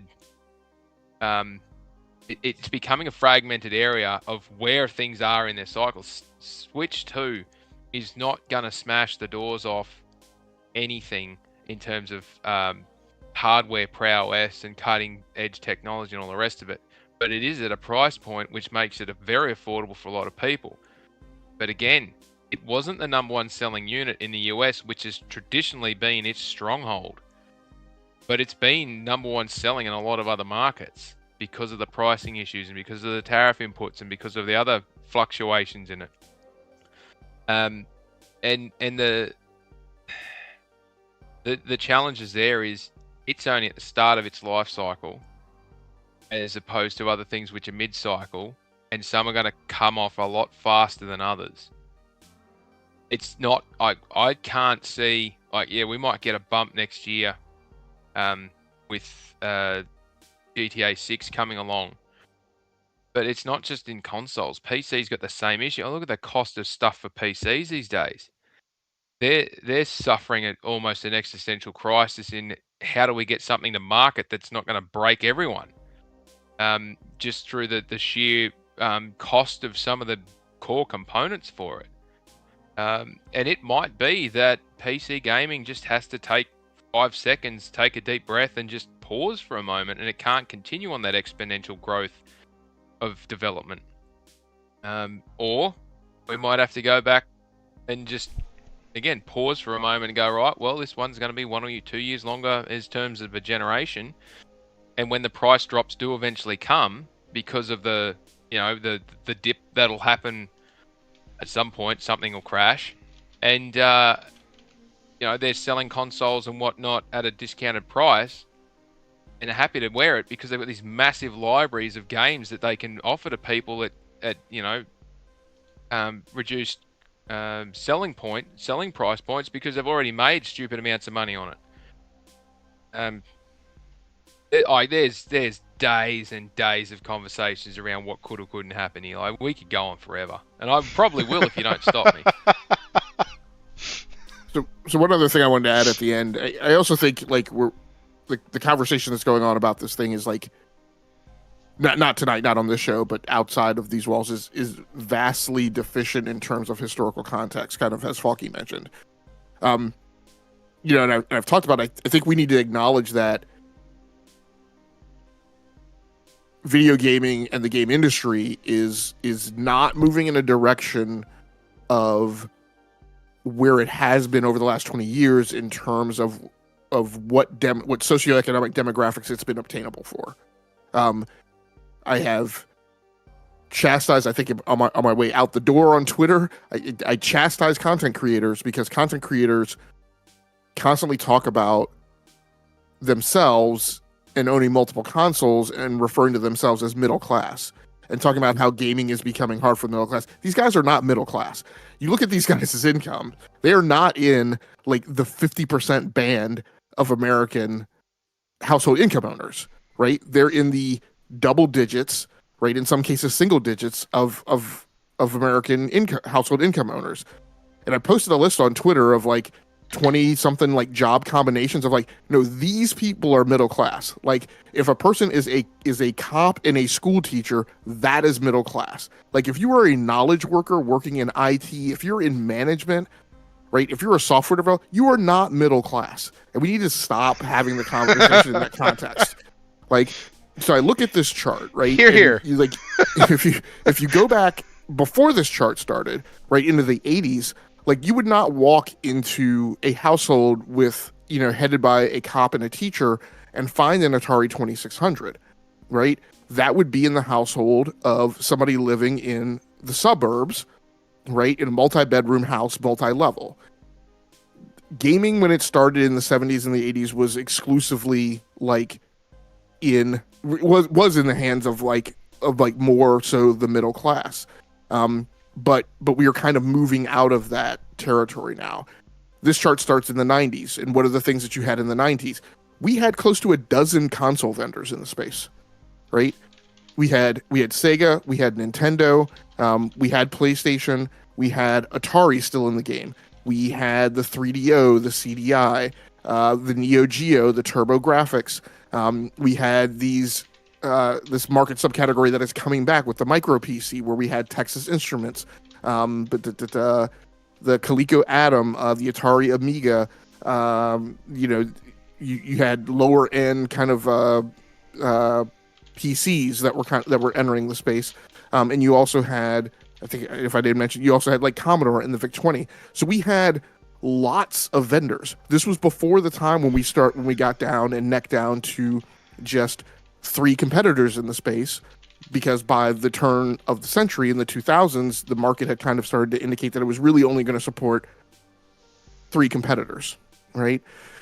But in the times when like the prices that are shown here and the number of units that were being sold, the market was wildly different.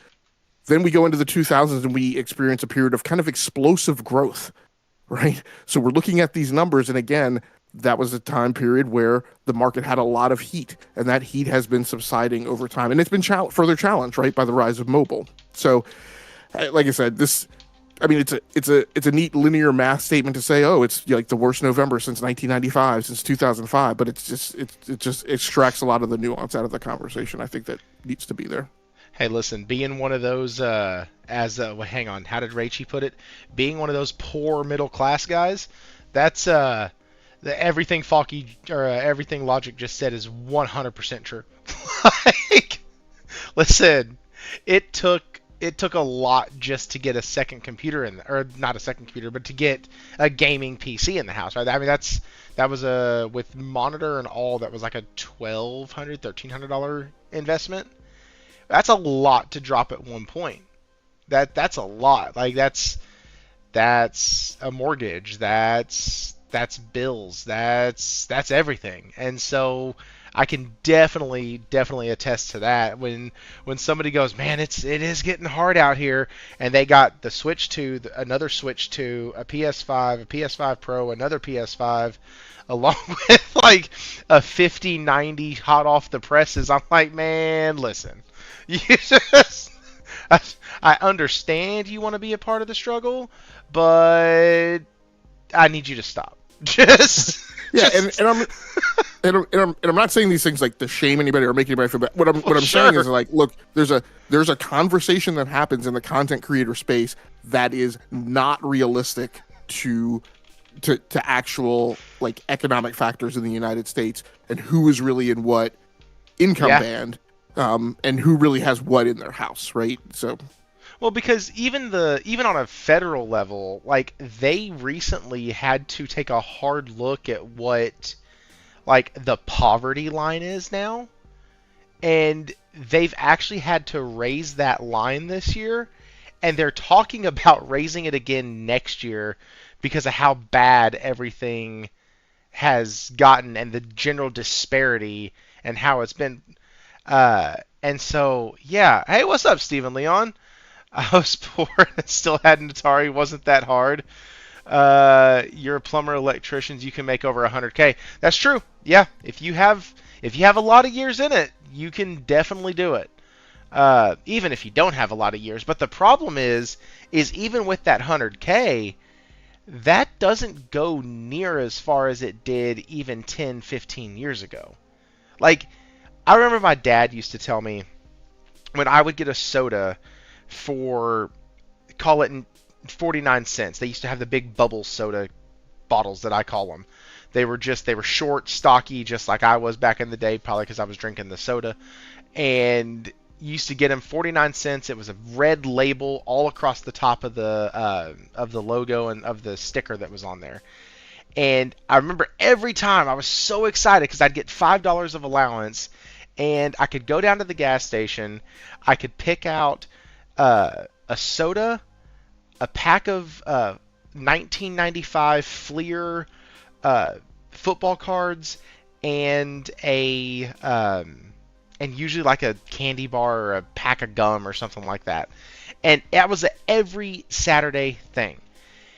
And like my dad would always make a comment like, I remember back when I was a kid, I used to be able to get that same Coke for 20 cents or for 15 cents. And I used to think, dang, Dad, back when you were a kid was 25 years ago.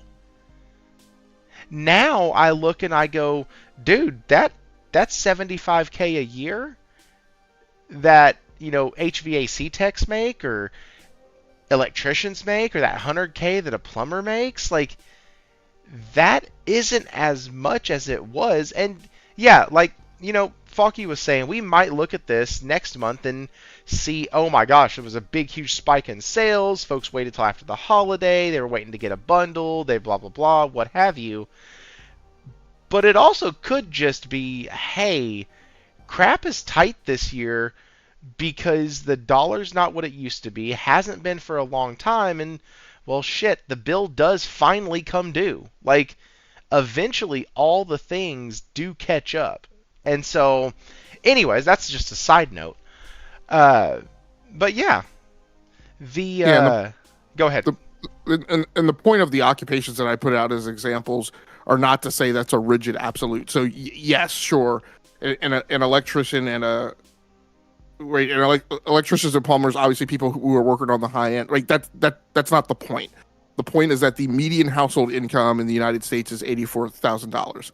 Right, when you have bills, potentially a mortgage, you have children, that sucks up that disposable income.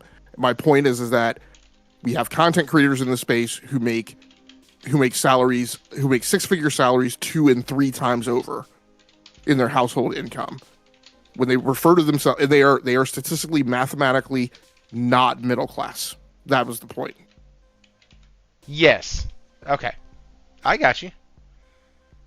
Oh no, I was saying that to you. I was saying that in response to Stephen. To Stephen, and okay. Yes, and look, you can be on welfare and make choices about stuff that you want to make. And sure, if you want to buy a console, you can. But my point is that the demographics of people purchasing these systems were a thing in the 70s and 80s.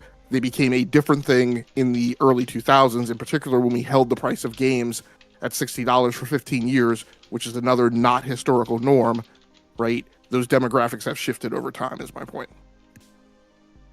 I can see that. Look at the stability that comes with it, though. I mean, we don't talk about arcades anymore. They're now like a, what would you call a nostalgic, themed thing. Yeah. Way back when you used to get Street Fighter 2 would be everywhere, and the Teenage Mutant Ninja Turtles one would be everywhere. And you used to have Tekken when it first launched was everywhere. Like that that's gone by the wayside in terms of the norm. But that was gaming at one stage, and it was fraught with businesses that were undervaluing what they had, that were overrun with costs, and they just couldn't keep up with it. And it's gotten to a point now where, we were talking about clear obscuring earlier. $10 million budget plus add-ons for getting it out to market, and it has had an absolute cracker because it got lightning in a bottle. Could have quite easily gone the other way and been completely unnoticed and gone nowhere. But it became the darling of the media, social media, and everyone grabbed it and loved it. For those who played for it and voted for it, but that generates some stability. Goes to Yote, that studio, same deal. They made enough money to fund the next 2 games. That thing exists for the next better part of a decade plus, just from one game. But they've got to pay the piper in the massive overhead. Clear Obscurian Studio doesn't. They're free to do what they like to a degree. So there's the Logic was saying, we kept games $60 for 15 years. Before that, 20 years before that, in the 70s and 80s, gaming was, you had to get out and walk down to the arcade, pocket full of pennies, and hope to Christ that you're going all right. You imagine paying a penny for a game now? Like, you do the maths on that one and work that one out. There's no way any of these companies would survive in that environment. So, I say all this to reinforce the point, hopefully, that Logic was making. You can't compare now to then and you expect to have an apples to apples comparative, because it's like comparing an apple in Canada to an agave plant somewhere in the middle of the Botswana desert. But they are so far away from each other now that you would have to pull so many different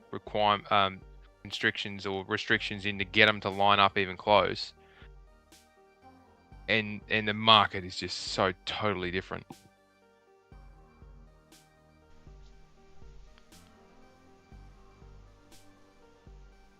Okay, I thought. Sorry, I can see. So what y'all can't see is I can see Faulky. He uses a camera in the Discord, and it looked like he looked away for like the second to grab his thought and to come back, and he kind of just stayed looking away. So I was like, oh, okay. I was sorry. I was collecting my thoughts, and the first thing that went through my brain was, did any of that just make sense? It did. So that's why I was like, is he going to continue? Is he going to keep going? I got it.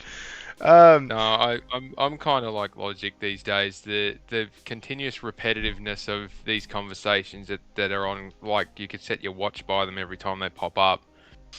So how many times can we explain the same thing? And people have very, very short memories. And this isn't necessarily directed at anyone in particular, just in general.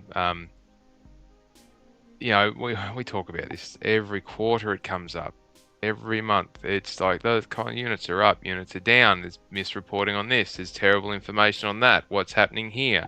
There's a mad race for everyone to be first to call something in advance and see into the future, and then have the ability to say, "See, I told you so. I was first." Like, until you can touch it and play it and experience it, what does it matter? Who cares? You're getting paid to be the first person to call something. Like, what do you get? You get a gold star? Like, good work for you, but how does that help anyone else? You can't do anything with it now. Sorry, I just had a saying pop through my brain that I definitely can't say on this show. So it's like, yeah, we just over it and over it and over it. No, like, Logic and I are same but different in our professional lives. We deal with this shit every day. And we can read the tea leaves because that's what we get paid to do.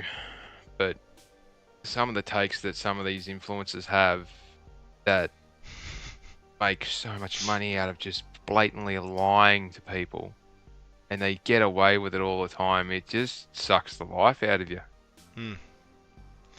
So Raichi brought up something. He said, and yet people keep poor shaming people using subscriptions. All right.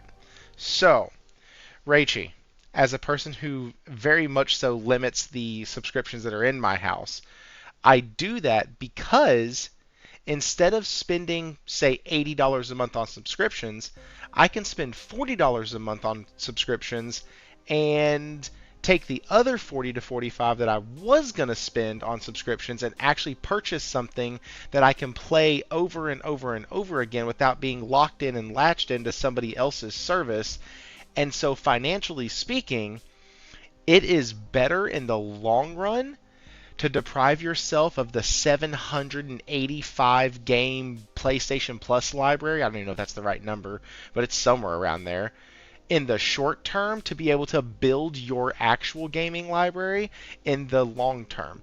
Also, Josh just brought up a good point that if you buy it physically, you can actually just trade the damn thing back in and make 60% of your money back depending on when you sell it. Like, with Ghost of Yotai, if I wanted to, I could take Ghost back when it was first out, and I could have gotten about $40 for it, 45. Hell, there was a game that I did that with. Oh, Lost Soul Aside. I beat that thing as fast as I could. GameStop still had it to where they were going to give me 35 plus 10%, and boom. And it was great because I literally spent less than $20 on that game. I was actually happy with that. But like, you are still using $40 in subs. I would say in this house with all the subs that we have, yeah, I'd say about $40 in subs a month because I have a sub to Canva. We have Netflix, or not Netflix. We have Paramount and Peacock, and currently I have PlayStation Plus Premium that runs out in February. But I don't think we have anything else, and I think altogether that's probably $30-$40 a month, I'd say. I would just assume. I went kind of high, but it's the idea that just because we get all the options, paying somebody for a subscription is the best way to go. I said it before, and I'll always say this: I can only play one game at a time. So having access to 800 titles does me absolutely no good. I can still only play one game at a time. That's why, to be honest, if you want to know what subservice I think most gamers would benefit from the most, it would be GameFly. It's like $16, $18 a month. Might be more than that now. I know last time I tried it, it was like $18 a month. You get one game at a time. It's from a list that you get to curate, and when you send them back in a game, it's like the old school Netflix. They send you another one right back. And so Stephen Leon said, I lived through this stuff. I'm an old gamer. I've seen things. Seen some things. It's like you've been to war. I've seen stuff. Wouldn't recommend them. Wouldn't recommend it. As a matter of fact, if I could have, there was no way my kids were going to avoid it. But if I could have, I would have been like, hey, listen, this is a hobby. And just to close it out, so Stephen, I appreciate your perspective. I'd probably say there's maybe some context that we're not exchanging, and the best place to grasp that context is to go read the post that I wrote. And I appreciate that you've been around. I've been gaming since the first console went on sale in North America. So nice. I appreciate that you see things. I've seen things too. So we probably have similar experiences. I've been gaming since the first console that was widely popular, which was the Nintendo. I was a 1986 baby. So that's by the time I was 4, the Nintendo had been out for about 4 years, and that's when I really remember sitting in front of the TV with a blanket wrapped around me, a bowl of cereal in hand, and a controller next to me. Like, those memories, man, never go away. Of having to take the dang thing and being a little toddler and blowing into those freaking cartridges, and you had to like set them just right on the edge and then slam them down on the regular NES to get the stupid thing to actually work right. Oh, man. Anybody else remember the PlayStation trick on the PS1 where if the laser started having trouble reading, you just turned the dang thing upside down? Mm. And yeah, we had that. I may have had a PS. If you popped the cover up on certain games, you could put a music disc in and it'd still work. Yep. You know what I missed the most about? You know what I missed the most about the PS1 and PS2? is those games that used to come from Japan, where you used to get like Space Invaders and those sort of things in the loading screens. I would put games in, like I think it was Ridge Racer Type 4 or one of them like that from Namco, had Galactus 2, I think, the arcade game, and I just put it in just to play that. I couldn't have cared less about playing, and I love Ridge Racer Type 4, but I couldn't care less about playing other thing. I just put them in to play that. That's why you like Yakuza. You can go to the Sega arcade and play the old arcade games. I love it. Man, I've probably spent hours sitting there playing those old games. But, you know, technology isn't it great. But, yeah, the tricks used to get, like, you know, the cheat codes and the Shark, Game Shark cartridges used to be able to plug in the back of them. And yeah. Remember the Hyper Magazine and PS, not the other one? Oh crap! I can't remember it now. The magazine used to come with. It'll give you like a instead of giving you a demo disc or something, it would give you a like cheats for a popular game or something, and these little cartridge cards and stuff like that. It was mad fun. I remember that you could only. There were only 2 magazines at the grocery stores that were in plastic wrap. It was the adult magazines that the kids weren't allowed to purchase, and the PS magazines or the Nintendo Power that had it wasn't Nintendo Power, it was the PS magazines that always had the demo disc in it. And they did that so you couldn't just yank the disc. But the only way I found out that our grocery store sold those adult magazines was because I grabbed one and I took it to my dad thinking it was the gaming magazine. And I was like, Dad, I want this. He goes, where the hell did you get this? And like, that ensued a whole like thing. But you might want it, but you won't know what to do with it. You won't know. Not at 6 or 7 or 10. No, by that point I'd probably 10 or 11. But yeah, no. But man, it's that was a really good trip down memory lane right there. That's one of the things, you know, Faulky, you had mentioned earlier, just the threads that connect all of us are so different when it comes to gamers. But Steven Leon said, yeah, you knew what you wanted. Steven. I'm down. It's just so different when it comes to gamers. Like, I have a very privileged position, and so do y'all, of being able to talk to a lot of different gamers. And I mean a lot. Because y'all are on the podcast circuit. I have a ton of different folks on here. And I have people who have been on podcasts. I have people who this was their first show. I have folks who are just like, man, I'm just a gamer and I just want to talk about gaming. Holy shit. Merry Christmas, Stephen Leon. Santa Claus himself has dropped a 20 bomb in the chat. If I was more animated, I would be screaming at the top of my lungs. Holy crap.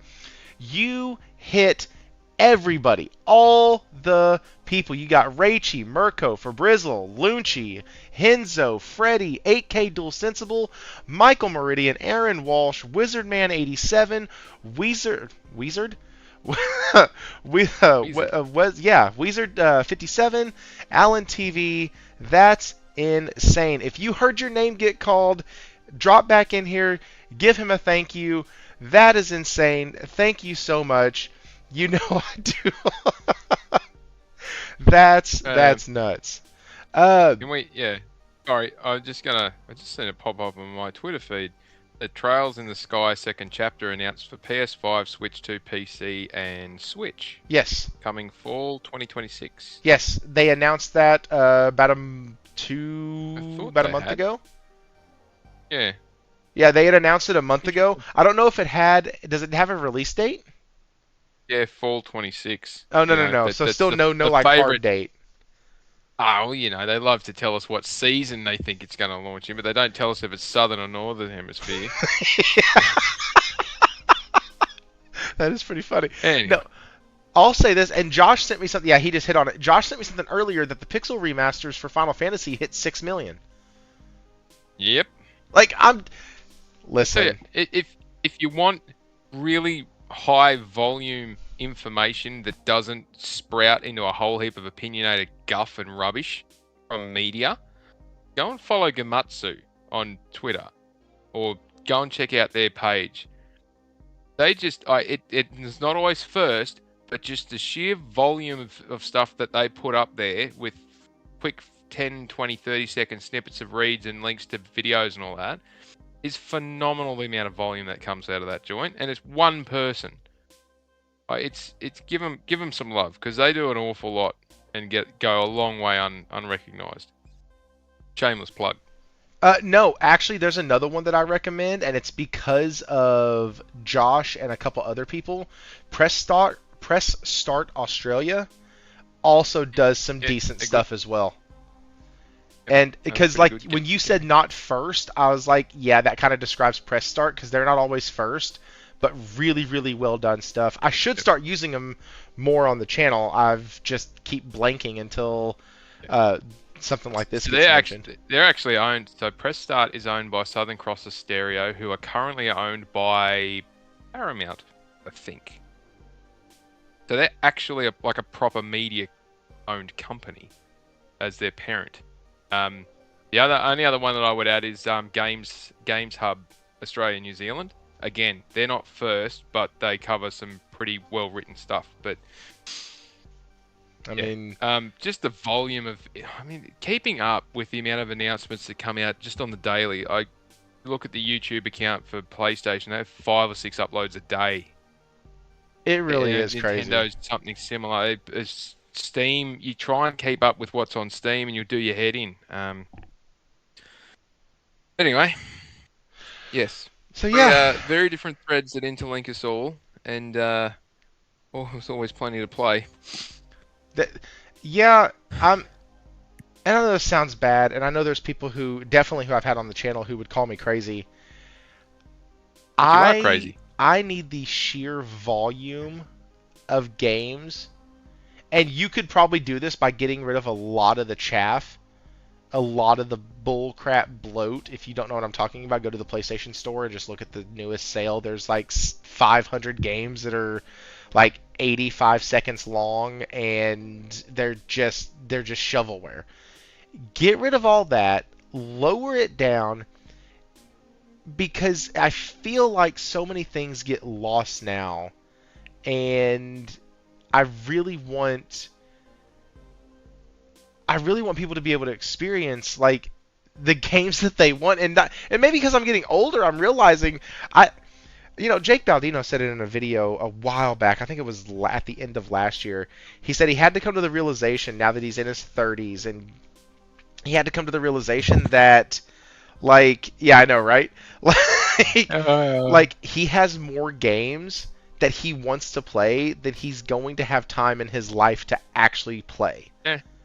Like, yeah, it's scary. The day that hits you, for Yeah. all the young listeners out there, the day that hits you, you will just, it's like you'll just stand up and go outside and stand there and look at the sky and have just that moment.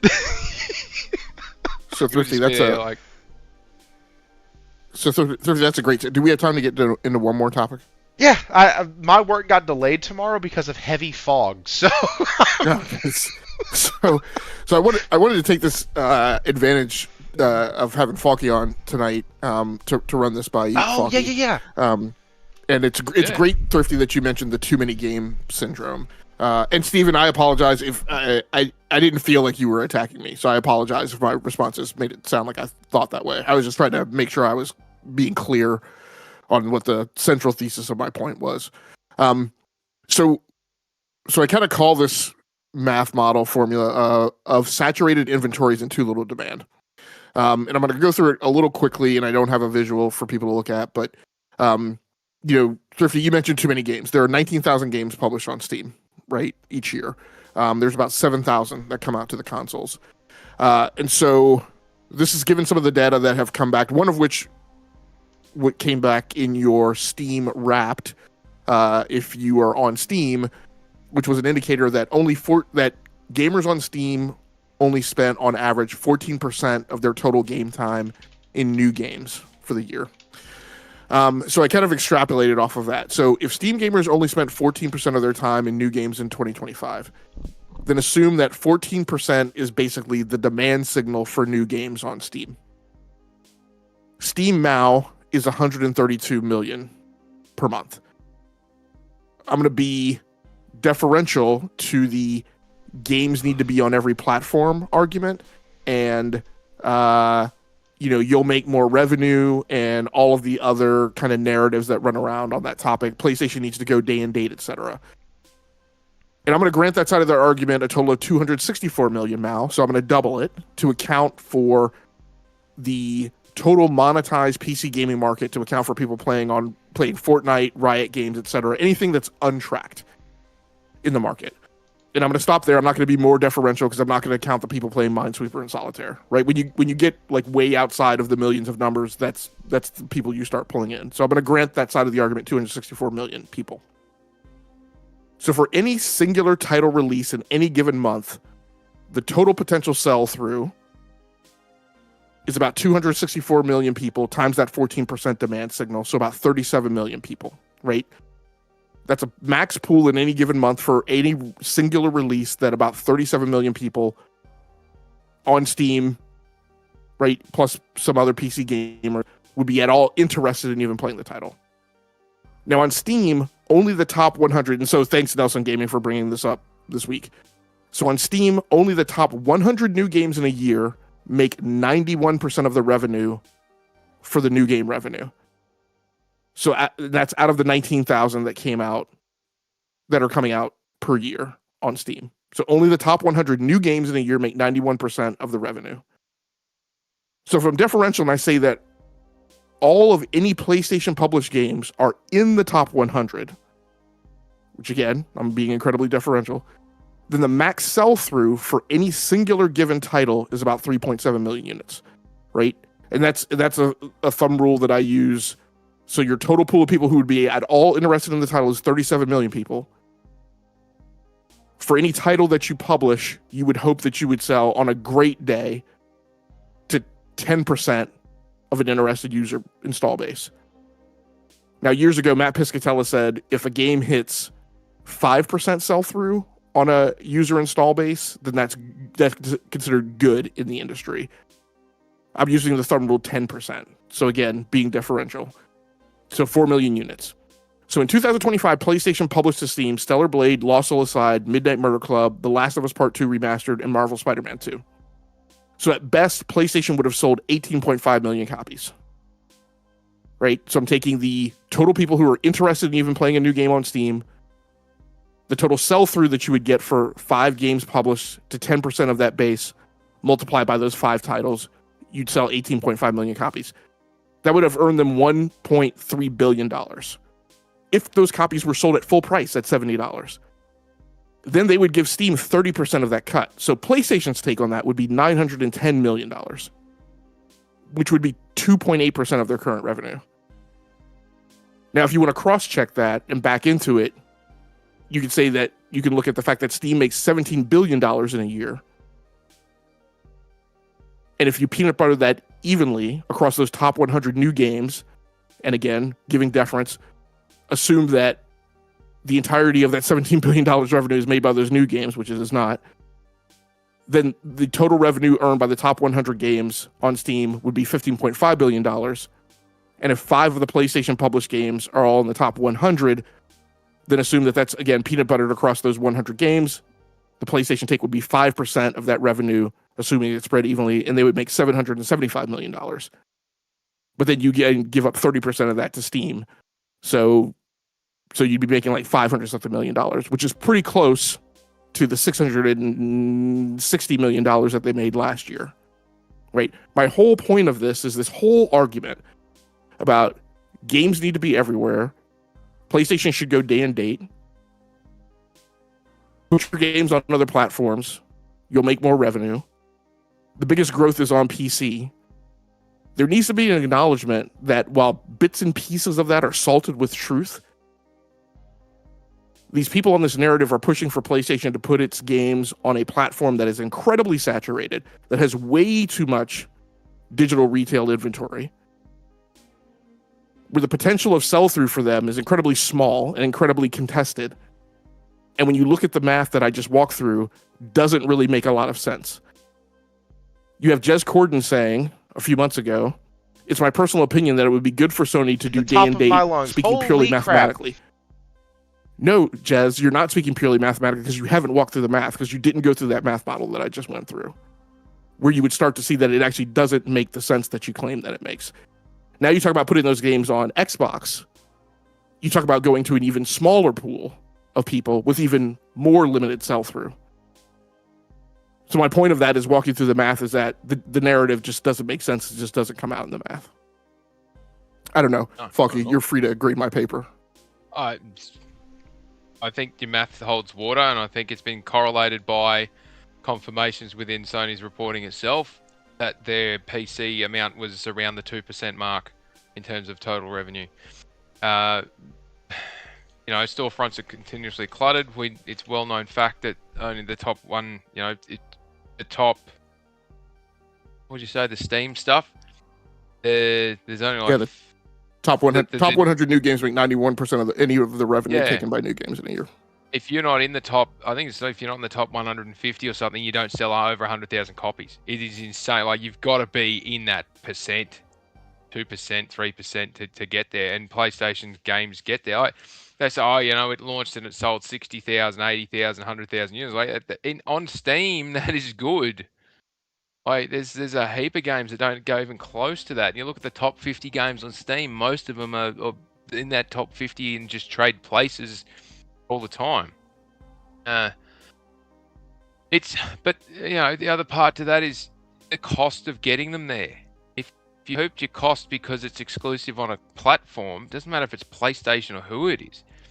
You've recouped your cost of development and you've contained your cost of development, so then you can come back once it's all working and squared away and sorted out, and then you can do a port to another platform. You can get a contractor in to do that cheap as shit, and you don't have to do that, try and do multiple builds when you're trying to build the thing from scratch, and you can hyper focus and get it done.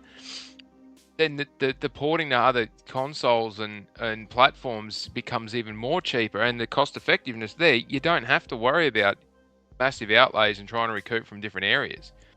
Doing day and date everywhere, all it does is it just spreads out where the revenue's coming from, and it rarely, in very rare cases, does it actually increase the amount of revenue you can earn. And when you consider what you're banging up against, in some of these areas, do you really want to? Steam's an excellent example. You just said they published 19,000 games last year.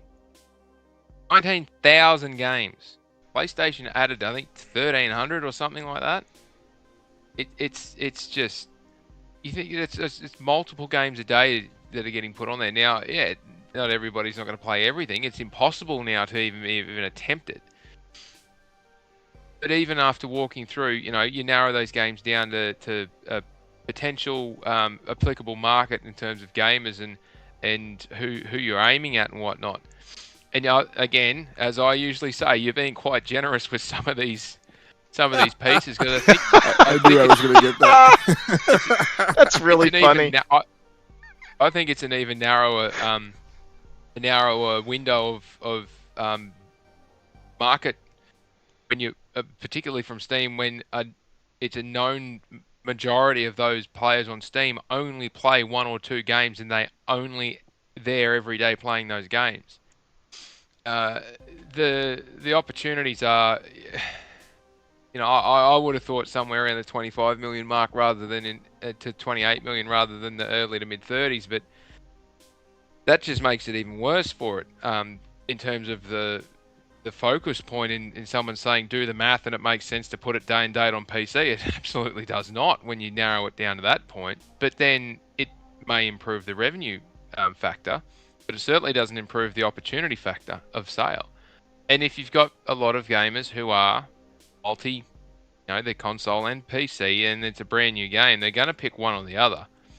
So if they pick the console over the PC, all it does is reinforce the fact that it was not a sensible thing to go day and date. If they pick PC over console, it's reinforcing the point that it is cannibalizing our console and our ecosystem to sell it on somebody else's ecosystem. I don't see how that's a win-win. If you're trying to run a profitable business, it might be win-win for someone who's got an argument to make to sell their podcast, but or their whatever media thing that they claim they're not a journalist, but they're trying to be a journalist, act like a journalist, walks like a duck, quacks like a duck, and looks like a duck. It's obviously a dog in his instance, I guess. But yeah, the math works fine. There are teams of people who analyze this stuff that are highly qualified financial analysts, accounting analysts, marketing analysts. They are absolute experts, and they look at this stuff every day. And for a couple of, I wouldn't say average Joes, but for a couple of sideline commentators like myself and Logic, who don't work in these platform-owning organizations, we can see it from our professional perspective and understand it. The people that are working in it get access to a lot more data than we do, and there's a lot more people looking at it. So if it was a smart thing to do, they'd be doing it. And clearly, it's worked for some, and it didn't work for others. And I think it's runs on the board and very factually known now that going day and date on between console ecosystem and PC does not give you a benefit at all. And what Logic just ran through is a great example of some simple maths applied to publicly known information that will show you how you get there. And it's corroborated by the financial reports coming out of PlayStation and the financial reports coming out of Microsoft.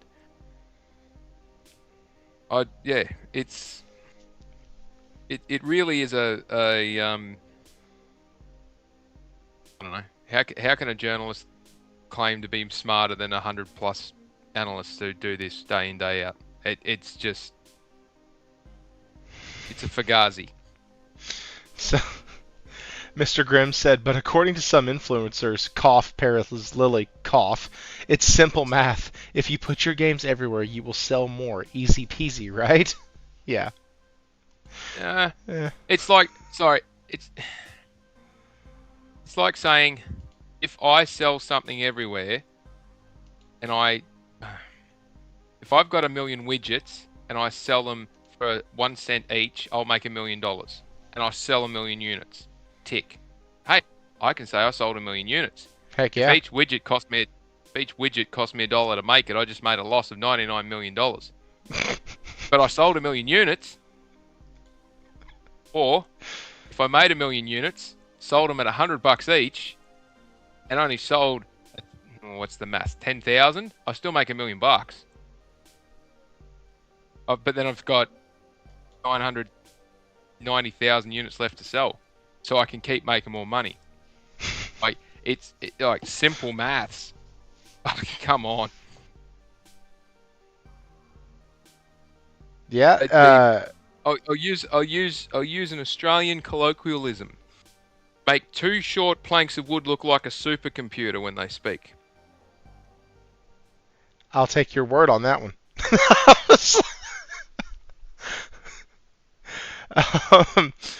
Thanks. I appreciate you giving me a chance to run through that. I definitely wanted Falky to, like I said, to grade my paper before I got too public.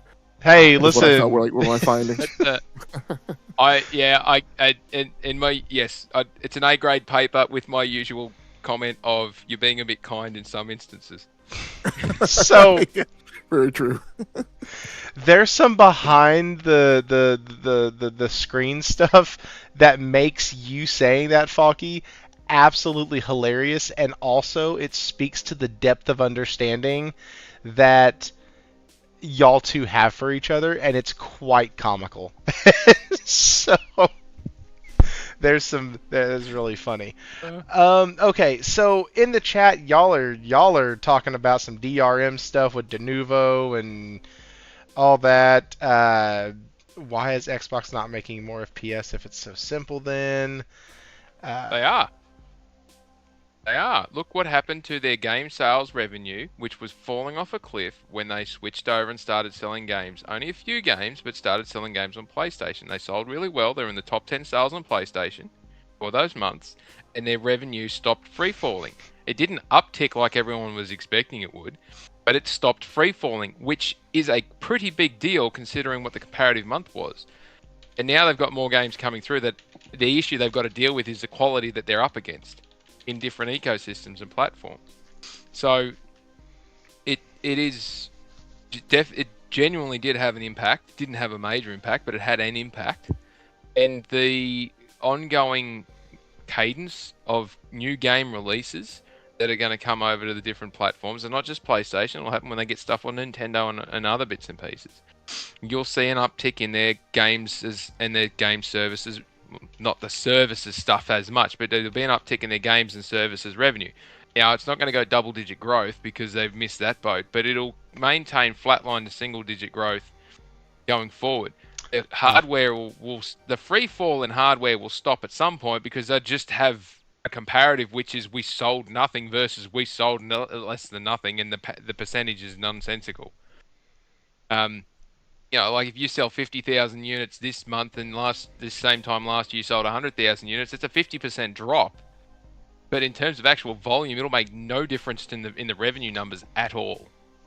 So at some point, I'll stop reporting it. If they don't bring out another hardware, they'll just stop reporting the hardware numbers. Shit, they should stop reporting them now. Well, they can't. But that's like, the thing. Listen, man. When you get beat by Next Playground, like you just stop. That's your sign. That's your sign. Well, they've stopped making them. They've cut costs by not making them anymore. So they're just selling what they've got in stock. And I cannot find in any of the reports that I've got access to. Now, others might have access to more important and better stuff than I do, but I track the PMIs everywhere. They are the best crystal ball for telling when a crash is coming. I can't find any of the mass production plants that have actually got a decent run in for building any kind of hardware for Xbox related or Microsoft related products that aren't wholly and solely focused on Azure or their data centers and their cloud centers. It's like they don't care about anything else, finally. But there's no production runs in anywhere. And if they are going to have a production run, it's going to cost them the earth to do it. So, we might get you might get a, what do they call it when they give you a console that's themed for next year? Like the anniversary console. Maybe. Yeah. But the console things, I can't see where there's a run happening where they're going to restock, and they're just running down the stock they've got, and they're even struggling to ship it across countries, and they're just dumping it with the retailers. So, but game sales and whatnot, don't forget they promised 75 new games when the price went up for Xbox Game Pass. They promised 70-something new games. Have we got 70-something new games yet? I would be asking questions about that one. I think you're getting close, and they're all $2 and $3, $5 geek games that you can find on the Nintendo eShop that are ports of mobile games. Told you to read the fine print, didn't I? Yeah, that's how they get to the 70 or 75 games per year in Game Pass. Yeah. So, Raichi said at least they can put the focus on Windows gaming. Sorry. I tell you what, the amount of crap that I've had to deal with Windows 11 this week, they can bash that one. Seriously, they can take that one right between. Can't finish that comment either.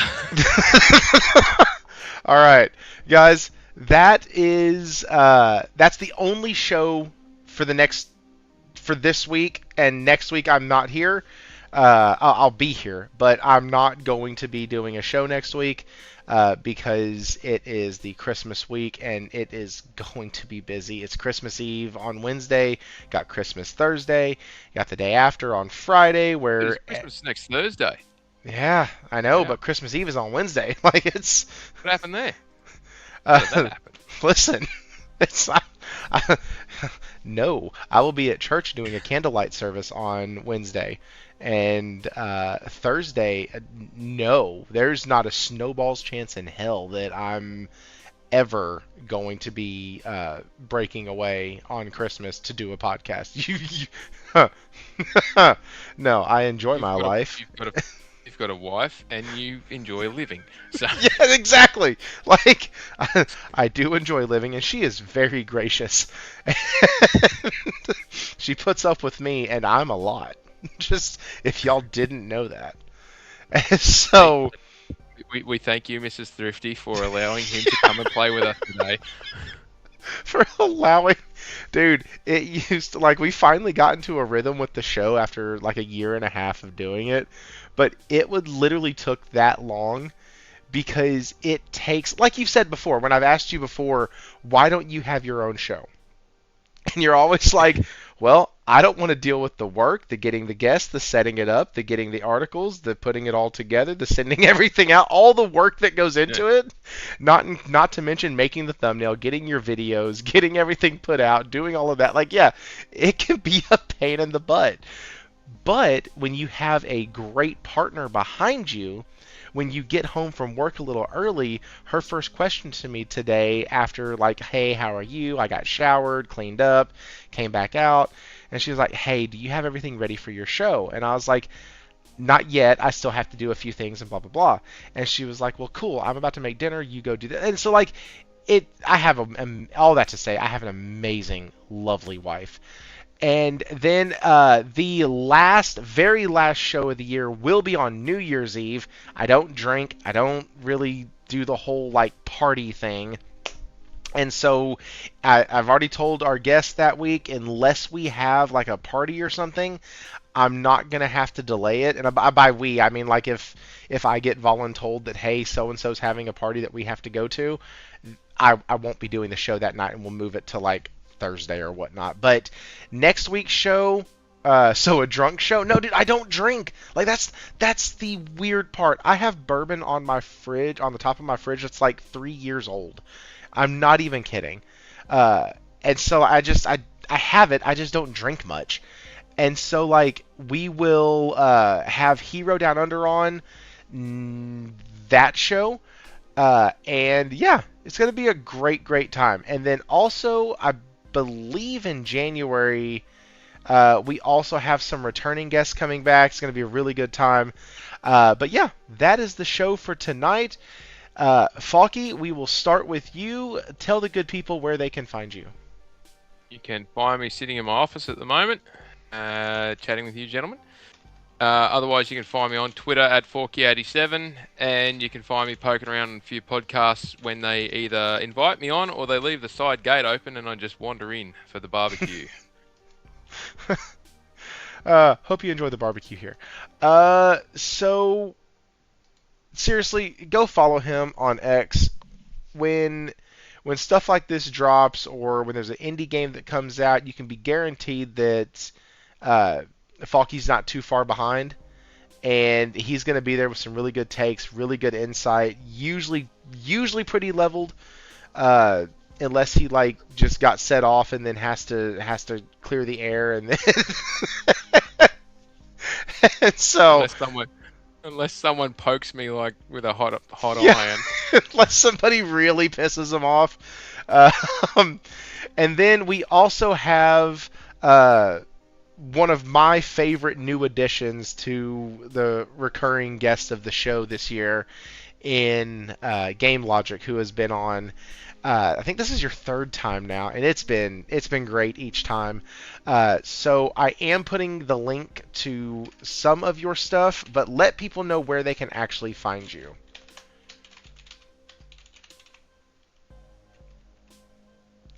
Just come by here. Nobody needs to find me. Okay, so fine then. In the description below, you're going to find stuff for Rounding Off Infinity. Really good show that he does on that one. I'm also going to be putting in the Enough to Keep Going podcast. I mentioned it earlier. I am absolutely serious. The whole structure of that show was so laid back and chill that I was enthralled by the entire thing. And it was just four dudes literally talking about games. That's it. It was awesome. And so, yeah, go check that out as well. That is the Enough to Keep Going podcast. And then his other channel is Rounding Off Infinity. You can also catch both of these guys on Brap's show. They do the circuit over there. And yeah, so thank y'all all for coming out. Y'all have made this year amazing. We will do final goodbyes and all that stuff on the show in 2 weeks. And so, yeah. No, don't pet the bear. Y'all have a great night, and we will catch you on